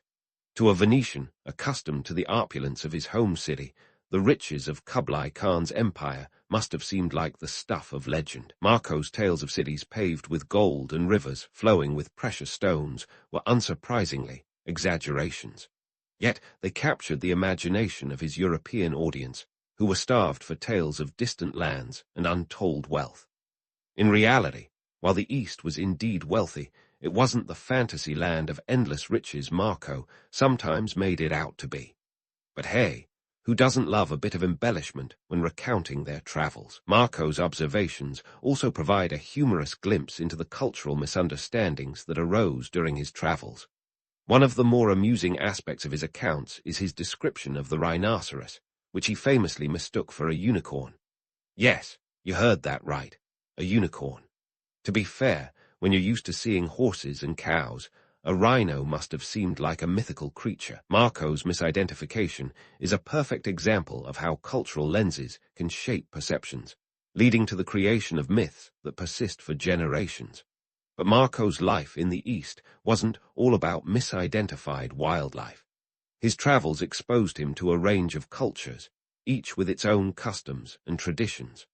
Marco had a talent for adapting to these diverse environments, picking up languages, and understanding local customs with a speed that would put a Rosetta Stone subscription to shame. His ability to navigate these cultural landscapes was a key component of his success as an envoy, allowing him to build relationships and gather intelligence that would have been impossible for a less adaptable traveler. Economically, Marco's travels were a goldmine of information. The Silk Road, after all, wasn't just a route for traders. It was an economic lifeline for the Mongol Empire. Marco's observations on trade practices, market dynamics, and the flow of goods provided invaluable insights into the economic engine that powered the East. His accounts of bustling bazaars, thriving trade cities, and the intricate networks of commerce paint a picture of an interconnected world long before globalization became a buzzword. The economic exchanges between East and West were more than just transactions. They were the building blocks of a complex web of relationships that shaped the course of history. Marco's role in this grand narrative was to act as a bridge, facilitating the flow of ideas, goods, and cultures between two vastly different worlds. And while his tales may have been sprinkled with a bit of fiction, they were rooted in the reality of a world where trade was the lifeblood of empires. Politically, Marco's missions were a fine balancing act. The Mongol Empire, while powerful, was also a mosaic of different cultures, each with its own interests and ambitions. Kublai Khan's ability to maintain control depended on his skill in managing these diverse elements, and Marco's role was to gather intelligence and report back on the political climate of the regions he visited.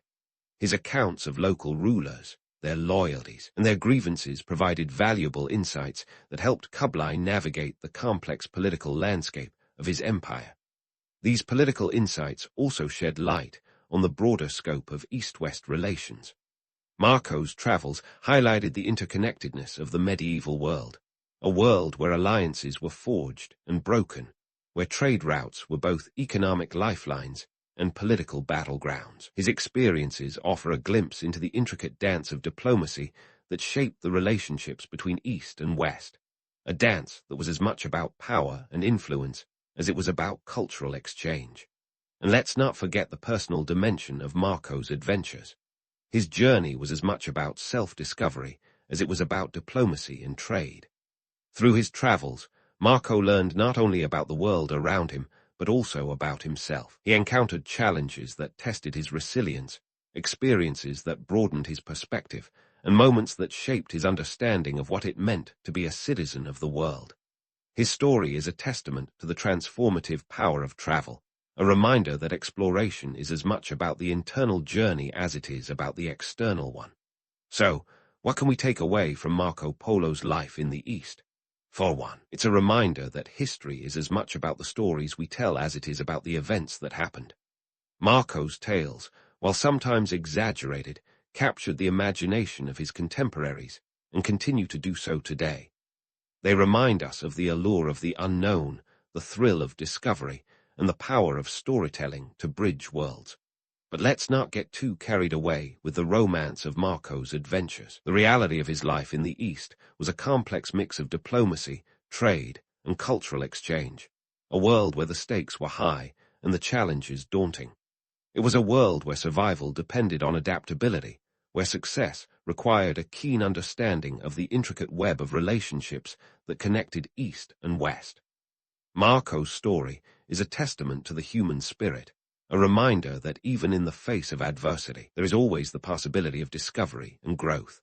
And as we continue to explore the adventures of Marco Polo, let us keep in mind the lessons his story offers, the importance of curiosity, the value of cultural exchange, and the power of storytelling to shape our understanding of the world.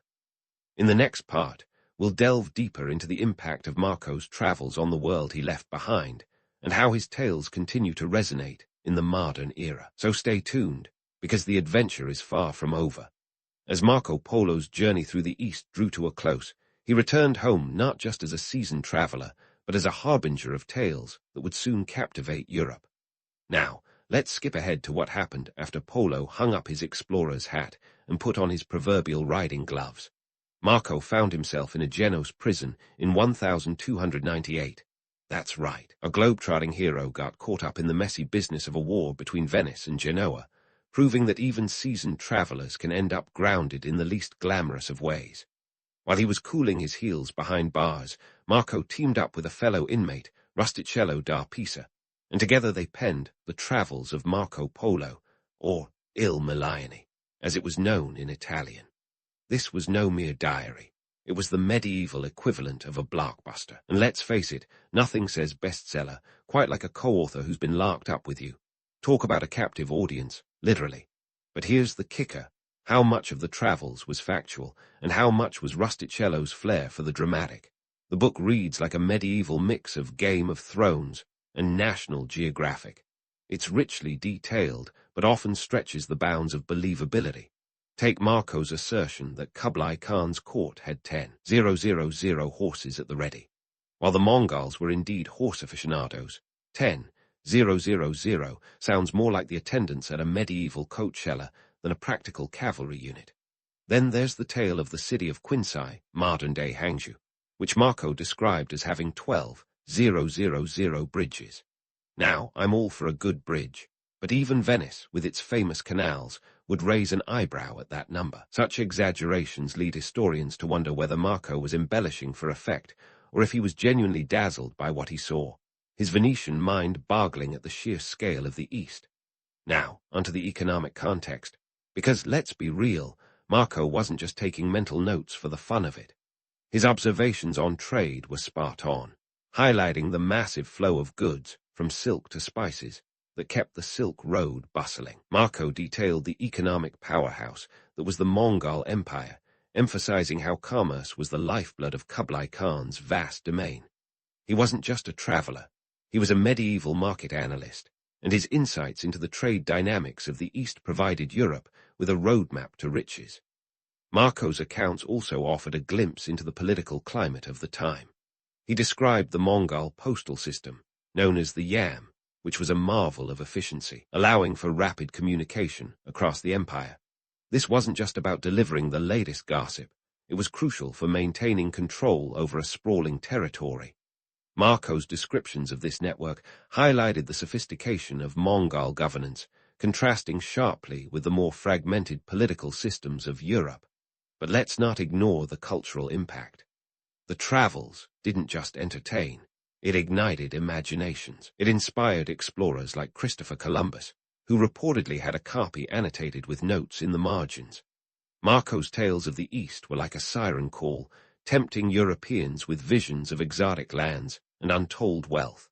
Although Columbus's idea of China turned out to be the Caribbean, proving that even the best-laid plans can go awry. However, the book's impact was as much about myth as it was about reality. Marco's stories became part of the fabric of European folklore, blending fact with fiction until the two were almost indistinguishable. And let's be honest, who among us doesn't enjoy a little embellishment in our bedtime stories? Yet, this blending of fact and fiction makes it difficult for historians to separate the man from the myth. So, what's the takeaway from Marco Polo's legacy? For one, his adventures remind us that history is often written by those who dare to step beyond their comfort zones. Marco's tales, whether exaggerated or not, expanded the horizons of his contemporaries, challenging them to look beyond their immediate world. His journey was as much about opening minds as it was about opening trade routes. But Marco's story also highlights the human penchant for embellishment. We love a good yarn, and Marco's tales were just that. Captivating stories that blurred the line between reality and fantasy. His legacy is a testament to the power of storytelling, a reminder that even the most mundane events can be transformed into legends with a little creative flair. In the end, Marco Polo was both a man of his time and ahead of it. He was a product of Venice, a city where commerce and exploration were two sides of the same coin. Yet he was also a harbinger of the age of exploration, a forerunner to the great adventurers who would follow in his footsteps. His travels were a bridge between the East and West, a conduit for the exchange of ideas, goods, and stories. And as we turn the final page on Marco Polo's saga, it's worth reflecting on the enduring appeal of his legacy. His adventures may have been laced with exaggeration, but they were rooted in the genuine wonder of a world that was, for most Europeans, beyond imagination. Marco's journey reminds us of the allure of the unknown, the thrill of discovery, and the power of a well-told tale to shape our understanding of the world. So, here's to Marco Polo, a merchant son who became a legend, a traveler whose tales continue to captivate us, and a storyteller who blurred the line between fact and fiction. In a world that often seems so small, his adventures remind us of the vastness of possibility, the richness of experience, and the magic of a story well told. And if that doesn't make you want to dust off your own suitcase and set off on an adventure, I don't know what will. Welcome to the gritty, grease-stained world of the Industrial Revolution, where your job would likely involve dodging death traps disguised as machinery and trying to make a living on wages that even a Dickensian orphan would scoff at. It's the late 18th century, and Britain is the birthplace of technological wonder and human misery, wrapped together in a smoke-choked package of progress. You've landed smack in the middle of this revolution, and trust me, the term revolution doesn't mean life is getting any easier. You wake up before the sun in a cramped, damp tenement, your bedmate being a constant cough that echoes the clatter of the factory floor. You're about to clock in for a 12 to 16-hour shift, because who needs free time when you've got industrial capitalism? The factory whistle is your alarm clock, cutting through the morning fog like a reminder that you're a cog in a very large, very unforgiving machine. Let's talk about those machines for a second. They're marvels of engineering, sure, but they're also notorious for having an appetite for human limbs. One slip of concentration and boom, your hand is introduced to the spinning jenny in a way you wouldn't wish on your worst enemy. The safety measures. Well, let's just say there's a reason they're not called safety guarantees. For every nifty gadget invented, there's a horror story about someone who got a little too close for comfort. It's like being in a steampunk horror film, only this is your job, not a bad dream. Now, you might think that all this toil and risk would at least come with a decent payday, right? Wrong. Your wages are as dismal as the factory's air quality. If you're lucky, you'll take home about 10 shillings a week. That's roughly 50 pence in today's money, or what you'd pay for a fancy coffee. But instead of a latte, buying bread and coal, because a full stomach and a warm hearth are as fanciful as air conditioning. And if you thought being an adult worker was rough, spare a thought for the kids. Ah yes, child labor, the dark underbelly of that glorious progress everyone loves to romanticize. Children as young as 5 were tossed into the factory mix, pulling 12-hour shifts with all the care and concern of a Victorian nanny. The idea was that their tiny hands were perfect for fixing jammed machines, but in reality, it was cheaper than paying an adult. You know, the kind of logic only a heartless industrialist could love. The myth of the Industrial Revolution is one of unbridled progress, but scratch that shiny surface and you'll find sweat, tears, and a good helping of soot. Sure, steam engines and mechanized looms were incredible, but they came at a human cost that doesn't get nearly enough airtime. You're not just making cloth, you're part of a system that grinds people down for the sake of efficiency. Life in the 1800 isn't all grit and grime, though. There's a certain camaraderie born from shared suffering. You and your fellow workers grumble through your shifts, sharing stories and the occasional laugh at the absurdity of it all. You're in this together, dodging the same dangers and dreaming of a day when the machines might work for you, not against you. But let's not kid ourselves. The owners of these factories are rolling in profits while you're just rolling out of bed to face another day. They're sipping brandy in plush drawing rooms, miles away from the clamor and chaos that dominate your life.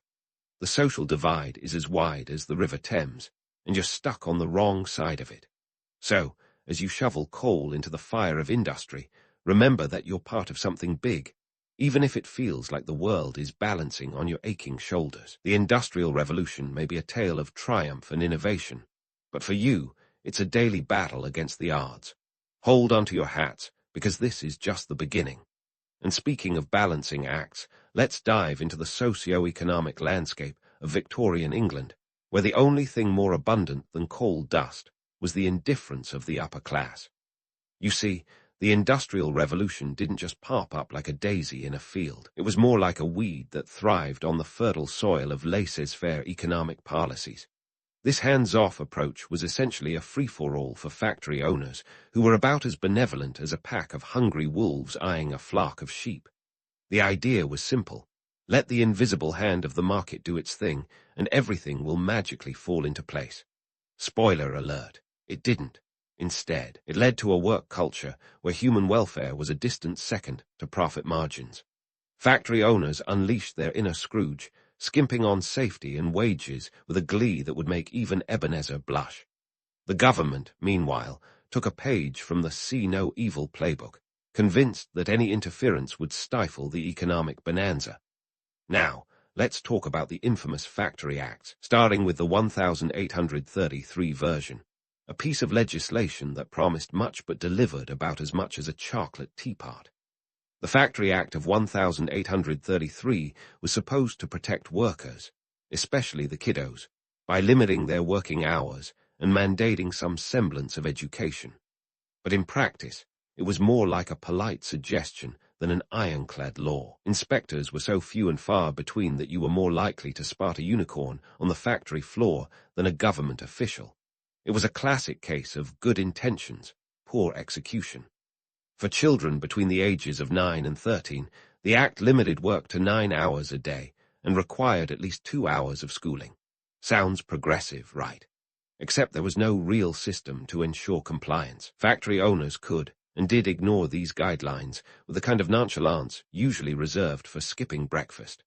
But hey, at least it was a step up from the previous norm of working kids to the bone.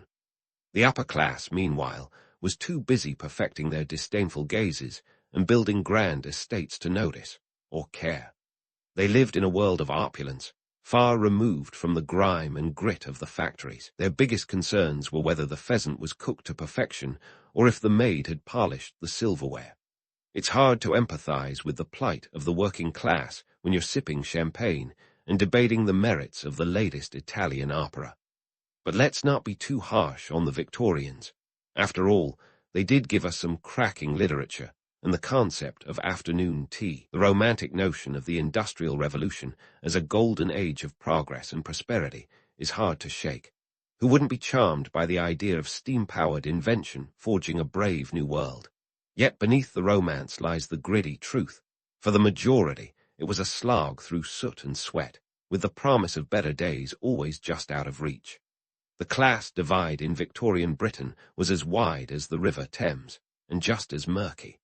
The difference was, while the Thames could be crossed with a bridge, the social gulf required a revolution of a different kind.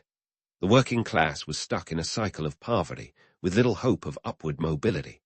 The rich, on the other hand, were like the cat that got the cream, blissfully unaware of, or indifferent to, the struggles below. So here you are, toiling away in the belly of the industrial beast, with the weight of a capitalist empire pressing down on your shoulders. The promise of progress is a tantalizing illusion, but the reality is a relentless grind. The machines don't rest, and neither can you, not if you want to survive in this unforgiving world. The Factory Acts and the laissez-faire policies of the day might have been steps in the right direction, but they were baby steps in a marathon.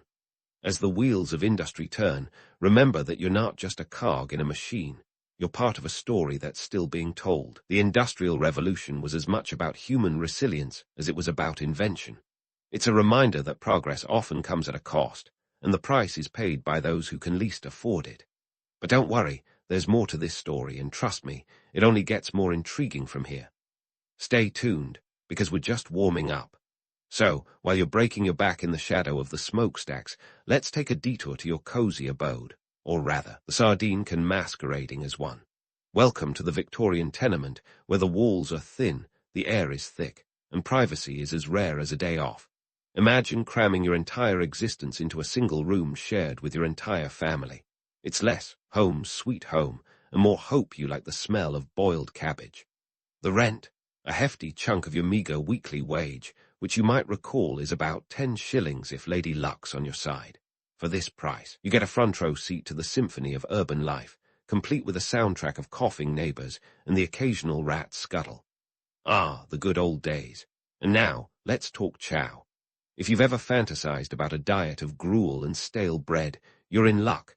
Your menu is a culinary adventure through the cheapest carbs available. Forget about proteins or fresh fruits. Those are luxuries reserved for the gentry. The working class subsists on the kind of diet that would make a nutritionist weep into their kale smoothie. Imagine your daily intake as a relentless parade of potatoes, a splash of turnip, and if you're really splurging, a sliver of bacon. It's all washed down with a nice cup of weak tea, because hydration is key, even if it's just flavored water. But don't worry if you can't stomach that hearty meal. Your working conditions will make sure you burn off any excess calories. And speaking of burning, let's dive into the health impacts of factory life. Victorian Britain was a hotspot for diseases that sound like they belong in a medical museum. Tuberculosis, that romanticized killer of poets, was rampant. Known as consumption, it had a flair for the dramatic, wasting away its victims with a persistent cough and fever. The cramped, damp living conditions were a breeding ground for this disease, which, let's be honest, spread as easily as a rumor. Cholera was another frequent visitor, sweeping through cities with the grace of a wrecking ball. The cause? Contaminated water supplies, because who doesn't love a glass of sewage with their supper? In 1832, the cholera epidemic claimed thousands of lives, a grim reminder that public health wasn't exactly at the top of the Victorian agenda. In fact, you were more likely to get sympathy for your fashion choices than for your health woes. Now, if you're thinking, surely there was some respite from this grind. Think again. A day off was as mythical as a unicorn in the factory world.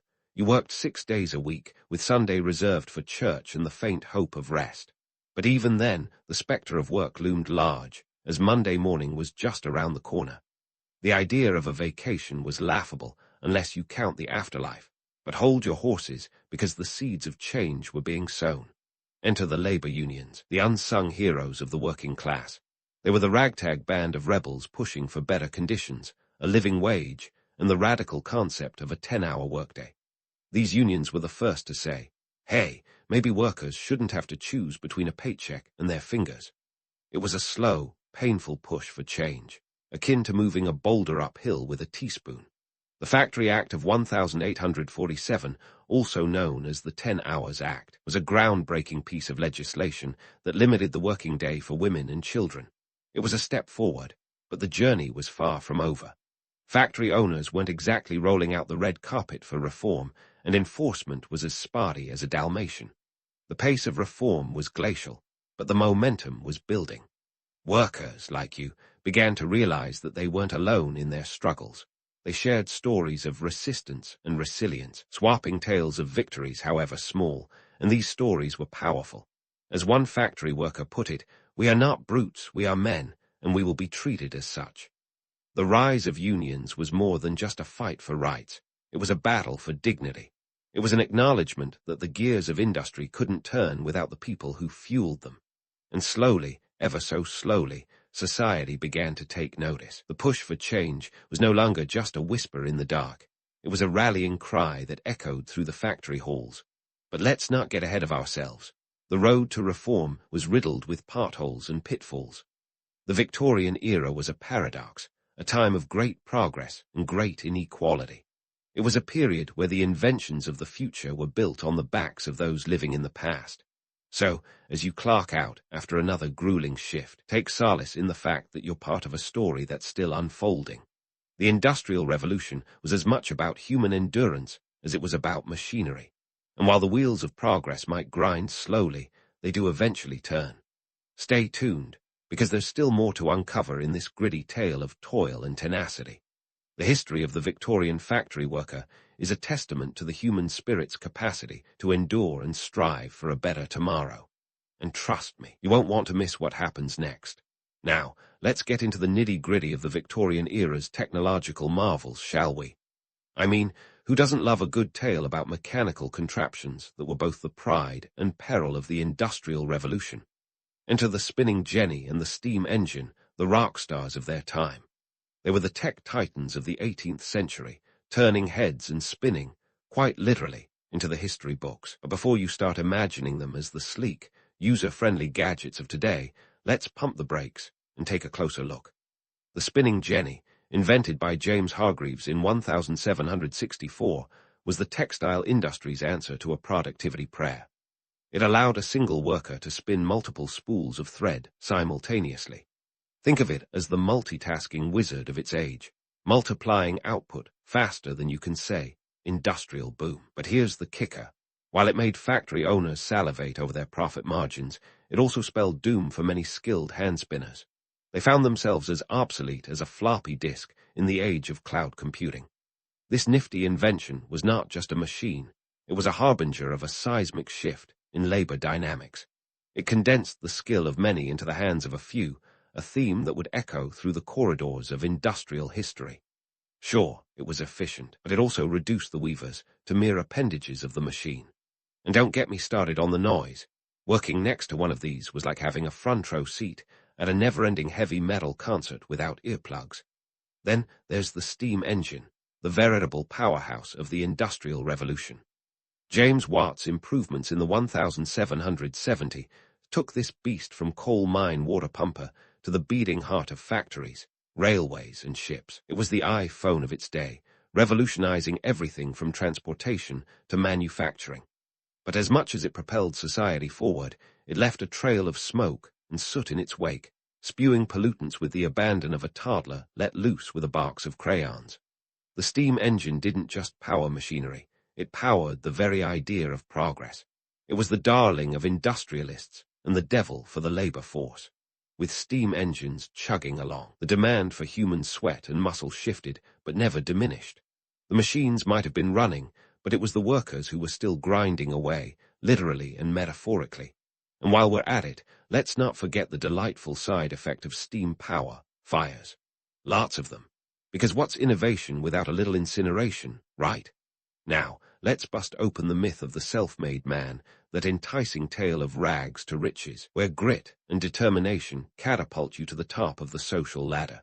Sounds great in theory, but in practice, well, it was about as common as finding a needle in a haystack or a modest factory owner. The Industrial Revolution might have birthed a few moguls who started from humble beginnings, but for every success story, there were thousands who remained stuck in the gears of the industrial machine. The idea that anyone could pull themselves up by their bootstraps and become the next Andrew Carnegie is as appealing as a fairy tale, but just as fictional for most. The reality is, the social mobility ladder was more like a greased pole, especially in the densely packed factories of Victorian England. Climbing that ladder required more than just hard work. It often demanded luck, connections, and a dash of ruthlessness, qualities not exactly plentiful among the factory ranks. While a handful did manage to rise above their station, the vast majority of workers were caught in a relentless cycle, as fixed in their positions as the machines they operated. The dream of upward mobility was perpetuated by those who'd made it, conveniently ignoring the ones left behind. It was the ultimate game of do as I say, not as I do, with a splash of survivor's bias thrown in for good measure. If we peel back the layers of this myth, we find a society where class barriers were about as penetrable as a brick wall. The average factory worker was more likely to stay in their socio-economic lane than to cross over into the land of affluence. It was a system that dangled the carrot of success just out of reach, keeping workers toiling in the hope of a better future that rarely materialized. The technology that was supposed to liberate humanity ended up chaining many to the relentless rhythm of the production line. Efficiency came at a human cost, stripping away the dignity of labor and reducing workers to mere components in an industrial orchestra. As steam engines and spinning jennies hummed their mechanical tunes, the workers were the silent chorus, their toil the unsung melody of progress.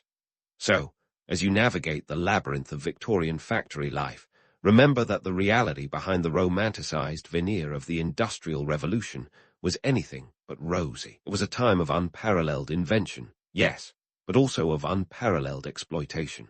While the age was undoubtedly transformative, it was also a cautionary tale of what happens when technology outpaces humanity's capacity for empathy. The story doesn't end here. In fact, it's just getting started. So stick around as we continue to unravel the complex tapestry of the Victorian era, where every thread tells a story of both triumph and tragedy. Because in the end, history was never meant to be a static picture. It's a living, breathing narrative that challenges us to look beyond the myths and see the world for what it truly was. And trust me, there's plenty more to uncover. The Industrial Revolution was a paradoxical beast, wasn't it? It was a time of unprecedented change, where steam engines and spinning jennies transformed the landscape of labor. Yet the human cost of this progress weighed heavily on those caught in its gears. As the dust settled on the 19th century, the struggles of Victorian factory workers laid the groundwork for a slow but steady march toward labor rights, a journey marked by grit, determination, and a fair bit of perspiration. These workers, with their calloused hands and tireless resolve, were the unsung architects of a new social consciousness. They may not have realized it at the time, but their daily battles were the bedrock upon which future generations would build fairer workplaces.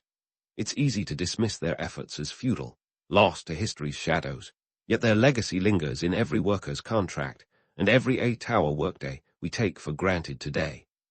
You see, the push for labor rights wasn't a one-time victory, but a gradual erosion of entrenched power structures. The rise of trade unions in the late 19th and early 20th centuries didn't happen overnight. It was more like chipping away at a marble statue with a spoon, requiring persistence and patience. By the time the 1870s rolled around, the Trade Union Act of 1871 finally gave unions legal recognition in Britain. It wasn't perfect, but it was a start, a tangible symbol of progress that said, "Hey, we see you, and we're not going anywhere." Fast forward a couple of decades, and the foundations laid by those Victorian workers bore fruit with the emergence of political entities like the Labour Party in 1900. This was more than a political movement. It was the embodiment of collective aspiration, a loud and clear message that the working class was a force to be reckoned with. The Labour Party's rise was fueled by the very struggles that had once seemed insurmountable, proving that the sacrifices of the past were stepping stones rather than stumbling blocks. Now, you might be wondering what these dusty tales from the past have to do with today's world of Zoom meetings and remote work. Well, the echoes of the Industrial Revolution resonate in our modern labor issues like a persistent cough in a Victorian tenement.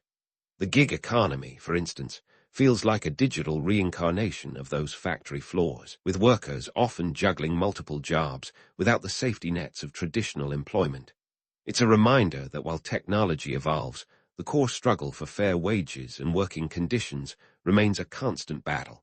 And let's not forget the myth of the Golden Age, a term brandished to romanticize eras that, upon closer inspection, were anything but golden for the average worker. The Victorian era, often portrayed as a time of imperial grandeur and technological marvels, was for many a period of relentless toil and stark inequality. It's a narrative that persists today, with people looking back at past decades through rose-tinted glasses, forgetting that those simpler times often glossed over the harsh realities faced by the majority. The real legacy of those Victorian factory workers isn't found in the sepia-toned photographs or the quaint tales of yesteryear. It's in the small victories that paved the way for monumental change. It's the stories of resilience that remind us of the enduring human spirit, capable of weathering storms and emerging stronger. It's the understanding that progress is a marathon, not a sprint, requiring the collective effort of generations. Sure, the Industrial Revolution was a time of invention and innovation, but it also taught us that technology should serve humanity, not enslave it. The Victorian workers' struggle was a blueprint for balancing progress with empathy, a lesson that's just as relevant today as it was then. As we navigate our modern workplaces, let's remember that each right we enjoy was hard-won, and that our responsibility is to safeguard these rights for future generations. So, as we conclude this journey through the smoky haze of history, let's celebrate the small victories that ripple through time. From the clatter of Victorian factory floors to the hum of modern offices, each step forward is a testament to human tenacity. It's a reminder that while the wheels of progress might turn slowly, they do turn, driven by the courage and determination of those who believe in a better tomorrow. The story of Victorian factory workers isn't just a chapter in a history book. It's a living narrative that continues to inspire. It's a story of struggle and triumph, of small victories that echo through the ages, reminding us that every step towards justice and equality is a step worth taking. So, here's to the unsung heroes of the past, and to the hopeful trailblazers of the future. May their stories continue to inspire, and their legacies endure. Your eyes creak open to a relentless sway, and the salty slap of ocean spray on your face. No, you're not waking up in a seaside resort. This is a pirate ship in the Caribbean, and you're smack dab in the early 18th century, where the only room service is a bucket of seawater dumped on your head. As the sun peels itself off the horizon, you realize that the day's adventure begins not with a treasure map, but with the mundane reality of life aboard the high seas. First up, the morning routine. Forget a leisurely breakfast in bed. It's all hands on deck, literally. The first order of business, swabbing the deck. This isn't some quaint chore to pass the time. It's crucial for keeping the ship mold-free and the crew's sanity intact. A slippery deck isn't just a hazard to your balance. It's a magnet for disease that can spread faster than gossip in a tavern. And you best believe cleanliness is next to godliness when you're crammed onto a wooden vessel with 100 other unwashed souls. Speaking of hygiene, let's debunk the myth of the dashing, debonair pirate, shall we? Forget Jack Sparrow's kohl-rimmed eyes and artfully tousled hair. Try grime beneath the fingernails and a perpetual cloud of bardy odor. Bathing in the open sea is a rare luxury, not a daily ritual. Water's precious, and you're more likely to drink it than bathe in it. When you do get the chance, it's less of a spa experience and more like a wrestling match with the waves. After you've scrubbed the deck with the enthusiasm of someone who knows it's the only thing standing between them and a month-long stench, it's time to fuel up with breakfast. But don't expect a smorgasbord of pirate-themed delights. Instead, you're greeted by hardtack, a cracker so notoriously tough that it could double as a weapon, and salted meat. If you're lucky, a squeeze of lime might ward off scurvy, the pirate's nemesis. It's not gourmet, but it'll keep you from collapsing while you're hoisting sails or dodging cannonballs. But here's where it gets interesting, the allure of rum. Ah, yes, the pirate's liquid gold. Spoiler alert, it wasn't just a drink, it was practically currency. Your daily ration might be a pint of the stuff, enough to make your average modern cocktail look like child's play. But before you romanticize this as a non-stop booze cruise, remember it's more about survival than indulgence. Water stored on ships would often turn brackish, and rum was a safer, albeit intoxicating, alternative. Plus, it kept morale from sinking faster than a cannonball-hit dinghy. Now, as the ship rocks gently beneath your feet, you might wonder why anyone would sign up for this life. The truth is, the pirate's life, while gritty and grim, offered something rare, a shot at freedom and equality. Pirate crews operated under a surprisingly democratic system. They elected their captains and shared loot equally, a radical departure from the hierarchical structures on naval ships. It's a tantalizing slice of autonomy that drew many to this perilous profession. So there you are, standing on the deck, squinting into the rising sun, knowing that the day might bring a skirmish with a Spanish galleon, or more likely, another round of deck cleaning. You take another bite of your jaw-breaking hardtack and sip your rum, wondering why the adventure books never mentioned the splinters or the seasickness. Yet, despite the grime and grind, there's an undeniable thrill in the air, a promise of the unknown that keeps your sea legs steady and your spirit unbroken.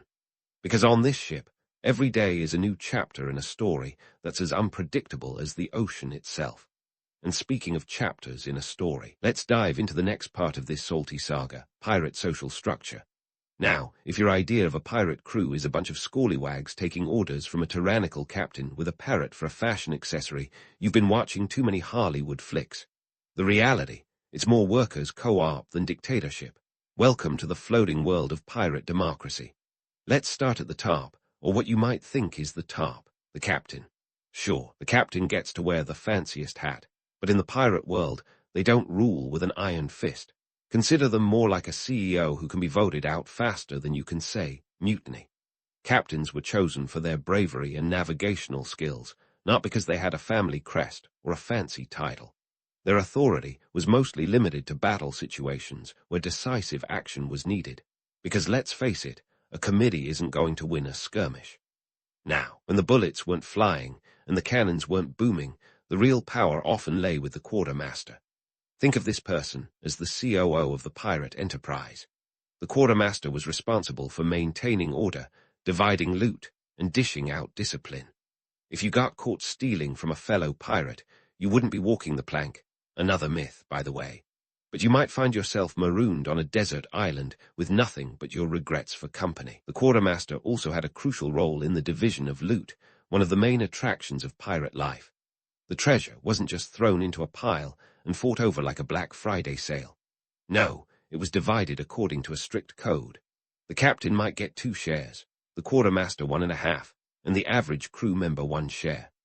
This system was a world away from the rigid hierarchies of naval ships, where lower-ranked sailors barely saw a piece of the prize pie. It was like a proto-communism, but with more rum and less ideology.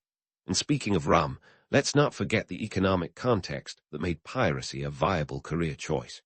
Back in the day, the Spanish were hauling back gold and silver from the New World like it was going out of fashion. These treasure-laden galleons were the payday every pirate dreamed of. But it wasn't all gold doubloons and pieces of 8. Pirates would also seize mundane goods like sugar, tobacco, and fabrics, stuff they could sell in backwater ports to keep the rum barrels full and the ship seaworthy. But wait, there's more to this floating society.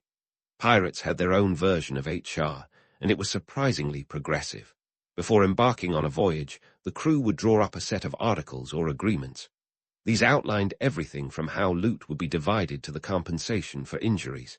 Lose a limb, and you get a hefty payout. It was like a workers' compensation plan, minus the paperwork and the dubious insurance adjusters.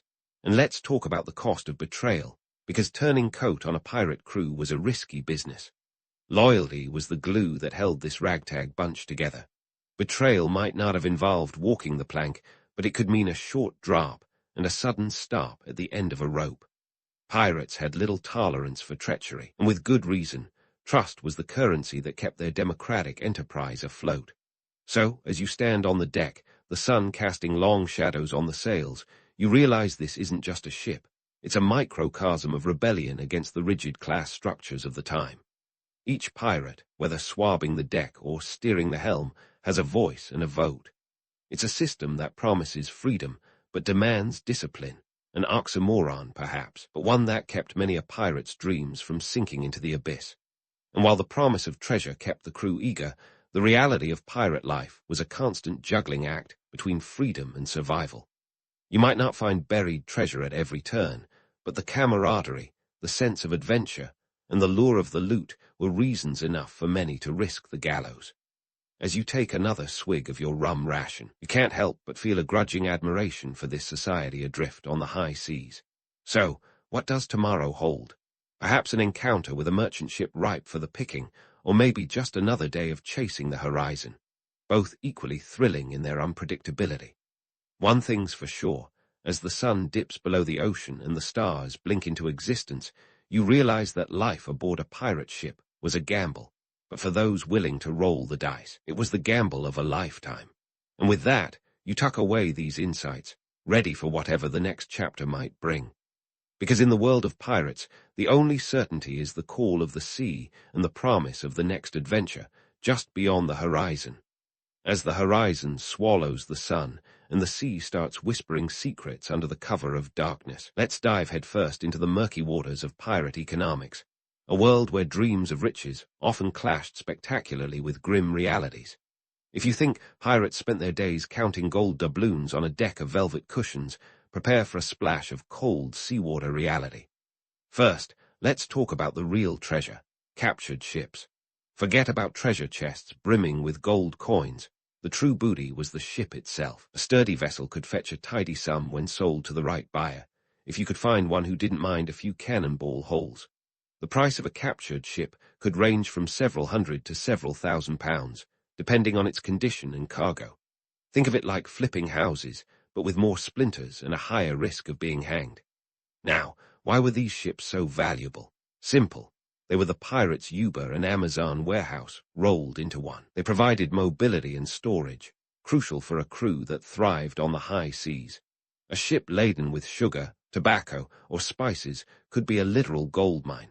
These goods were the lifeblood of the pirate economy, feeding the insatiable demand in European markets. Pirates were opportunistic entrepreneurs, turning cargo into cash faster than you can say, ahoy. And speaking of cash, let's bust another myth. Pirates didn't just stash their loot on deserted islands with an X marking the spot. No, they spent it, often as soon as they got their hands on it. Ports like Nassau in the Bahamas became hotspots for pirate spending sprees. Imagine a seedy Walmart where you could buy a pint of rum, a new cutlass, and maybe even a dubious medical treatment for that mysterious rash you picked up in Toruga. But don't let the allure of easy money fool you. Piracy was a high-risk venture with no bailout plan. The promise of quick cash came with the constant threat of a noose or a cannonball. And for every successful raid, there were countless days of boredom, waiting, and watching the horizon for prey. It was feast or famine, with the feasts often being more about grog than gourmet. Sure, a single successful raid could set you up for a few months, but remember, the pirate economy was as fickle as the sea itself. One day you're flush with silver, the next you're bartering for bread, and those tales of endless gold doubloons, more fiction than fact. Precious metals were just a part of the loot. Everyday goods were far more common, and in many cases more valuable. And let's not forget the cost of maintaining a pirate ship. Supplies weren't cheap, and neither was the upkeep of a vessel constantly at war with the elements and enemy navies. From repairing sails to restocking gunpowder, keeping a ship operational was as costly as it was crucial. The economic reality was that a pirate's haul often covered just the basics, with little left for luxuries. Then there's the human cost. The allure of potential riches drew many to piracy, but few came away wealthy. Most pirates lived and died poor, their dreams of fortune often dashed by disease, injury, or capture. And while a democratic division of loot meant fair shares, it also meant that the pie wasn't always big enough to satisfy the hunger for wealth. So, as you rock gently on the waves, rum in hand, consider why anyone would choose this life.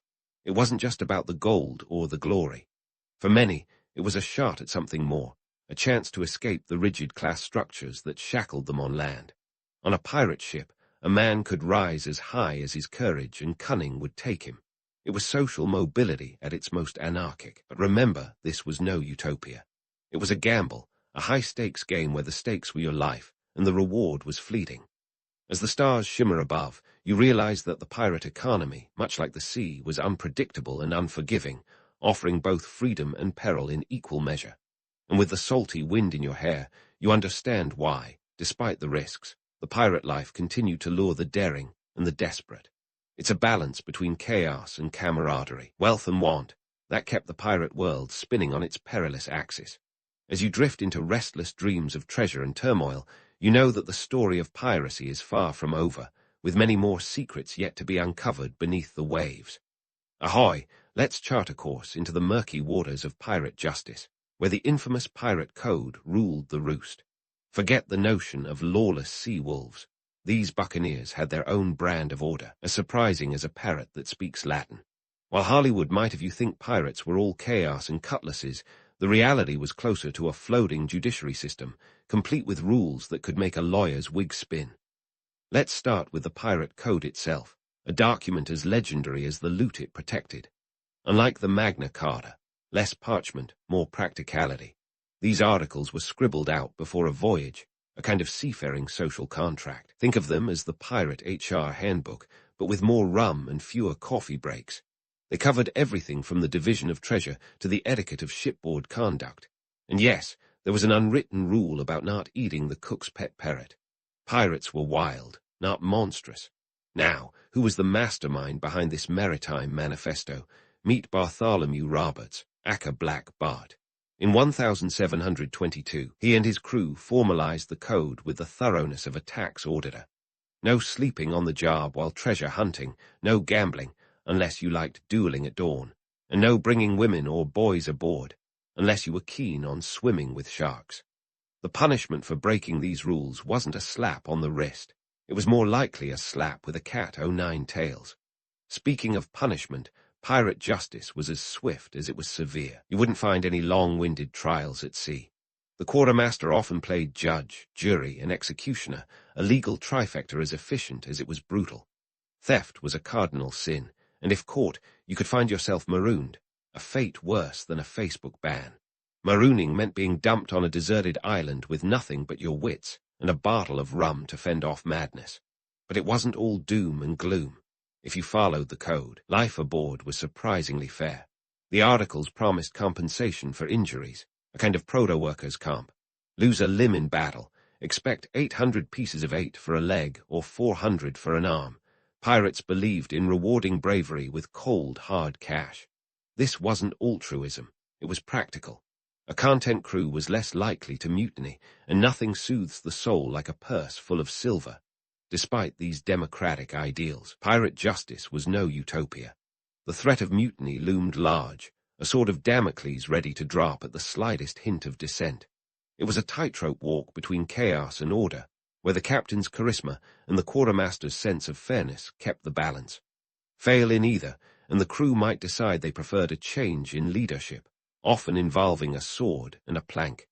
Yet, the allure of the pirate life was undeniable. The code provided a sense of order and equality that was rare in the rigid class structures of the time. On land, you were a nobody toiling for a pittance. At sea, you were part of a brotherhood with a stake in every treasure chest captured. It was a tantalizing taste of freedom wrapped in a package of peril and unpredictability. But let's not romanticize it too much. The pirate code was a product of its time, harsh, pragmatic, and unforgiving. It was less about justice and more about survival. After all, a ship full of disgruntled pirates was a recipe for disaster, and the code was a way to keep the peace. It was a social contract that bound these outlaws together, a thin veneer of civilization in a world where the strongest often ruled. So, as you stand on the deck, feeling the salty breeze and the weight of the code in your pocket, you understand why it mattered. It wasn't just about rules. It was about creating a society where every man had a voice and a vote, a radical departure from the norm. It's a testament to the human spirit, the desire for fairness in a world often devoid of it. And as the moon casts its silver light across the waves, you realize that the pirate's life was a dance with destiny, a constant battle between freedom and fear. The code was their compass, keeping them on course amidst the chaos. But like all things piratical, it was a gamble, a high-stakes game where the prize was survival and the cost, everything else. In this floating world of paradoxes, where democracy thrived alongside tyranny, the pirate code stands as a testament to the complexity of human nature. It was a beacon for those seeking freedom and a warning for those who dared to break its bounds. And as the stars guide your ship through the night, you know the story is far from over. The sea holds many secrets, and the next chapter promises more tales of adventure, danger, and the eternal quest for liberty on the high seas. Ah, the pirate's life, an intriguing dance between chaos and camaraderie, where every sunset signals the start of something a bit more whimsical. As night wraps its velvet cloak around the ship, you discover that even the most hardened sea dogs need a break from the relentless pursuit of gold and glory. Welcome to pirate entertainment, a heady mix of sea shanties, dice games, and tales spun as tall as the masts themselves. First up, the sea shanties. These weren't just catchy ditties to hum over the sound of crashing waves. They were the Spotify playlists of the 18th century, designed to keep spirits high and rhythms steady as the crew worked. Picture this, a chorus belted out with gusto, each verse a beat in the symphony of labor. Shanties like 15 Men on the Dead Man's Chest weren't just songs, they were communal experiences, bonding moments in a world where camaraderie was as essential as cannonballs. And speaking of camaraderie, how about a game of dice? Pirates might not have had the luxury of casinos, but they knew how to roll the bones. Dice games were the go-to form of gambling, offering a distraction from the daily grind and a chance to win or lose a bit of your hard-earned booty. A game of hazard or passage guaranteed laughter, camaraderie, and the occasional scuffle when a sore loser accused someone of cheating. After all, trust on a pirate ship was a currency as valuable as gold. But let's not romanticize these evenings too much. While the rum flowed and the laughter rose, the shadow of danger always loomed. These men lived on the edge, where a friendly game could quickly turn into a brawl, proving that even in their downtime, pirates flirted with chaos. And if you think they had it easy, think again. Pirates faced a daily grind that could wear down even the hardiest souls. Their lives were a constant struggle against the elements, disease, and the ever-present threat of capture by the law. Now, about those tales of buried treasure, more fiction than fact, I'm afraid. While stories of hidden chests filled with gold and jewels make for great bedtime stories, the reality was more mundane. Pirates spent their loot as fast as they got it, often in the ports that turned a blind eye to their less-than-legal endeavors. The idea of a pirate carefully burying treasure is about as likely as a shark taking up vegetarianism. Yet, the legend of the buried treasure persists, fueled by maps with cryptic markings and tales passed down through generations. It's a testament to the human love for mystery and adventure, a romantic notion that continues to captivate despite its shaky basis in reality. But isn't that the allure of pirate life? A heady blend of myth and reality, where the promise of adventure outweighs the certainty of hardship. And what about the image of the swashbuckling pirate, all dashing looks and witty repartee? Let's debunk that one, too. While some pirates, like the infamous Blackbeard, cultivated fearsome personas with burning fuses in their beards, most were more concerned with survival than style. Their lives were harsh, filled with toil and danger, far removed from the romantic image of a charming rogue with a quick smile and a quicker blade. Pirates like Anne Barney and Mary Read defied the gender norms of their time, proving that the lure of the sea was not bound by society's rules. These women took up arms alongside their male counterparts, their stories adding layers to the mythos of piracy. But the reality was often brutal. Capture could mean a swift trial and a shorter drop at the gallows, regardless of gender. To wrap it up, let's consider the legacy of these sea rogues. The pirate's life was a complex tapestry of freedom and fear, camaraderie and chaos. It was a fleeting glimpse of egalitarianism in a world defined by rigid hierarchies. While the risk was great, so too was the promise of adventure, a siren's call to those willing to gamble their lives on the open sea. In the end, the allure of piracy lies in its duality, the romance of the open sea and the harsh reality of survival. It's a story of humanity's struggle against the constraints of society, a search for autonomy in a world that often denies it. So as you drift to sleep with visions of sails billowing in the night wind, remember that the pirate's story is one of both legend and reality, a testament to the enduring spirit of those who dared to dream beyond the horizon.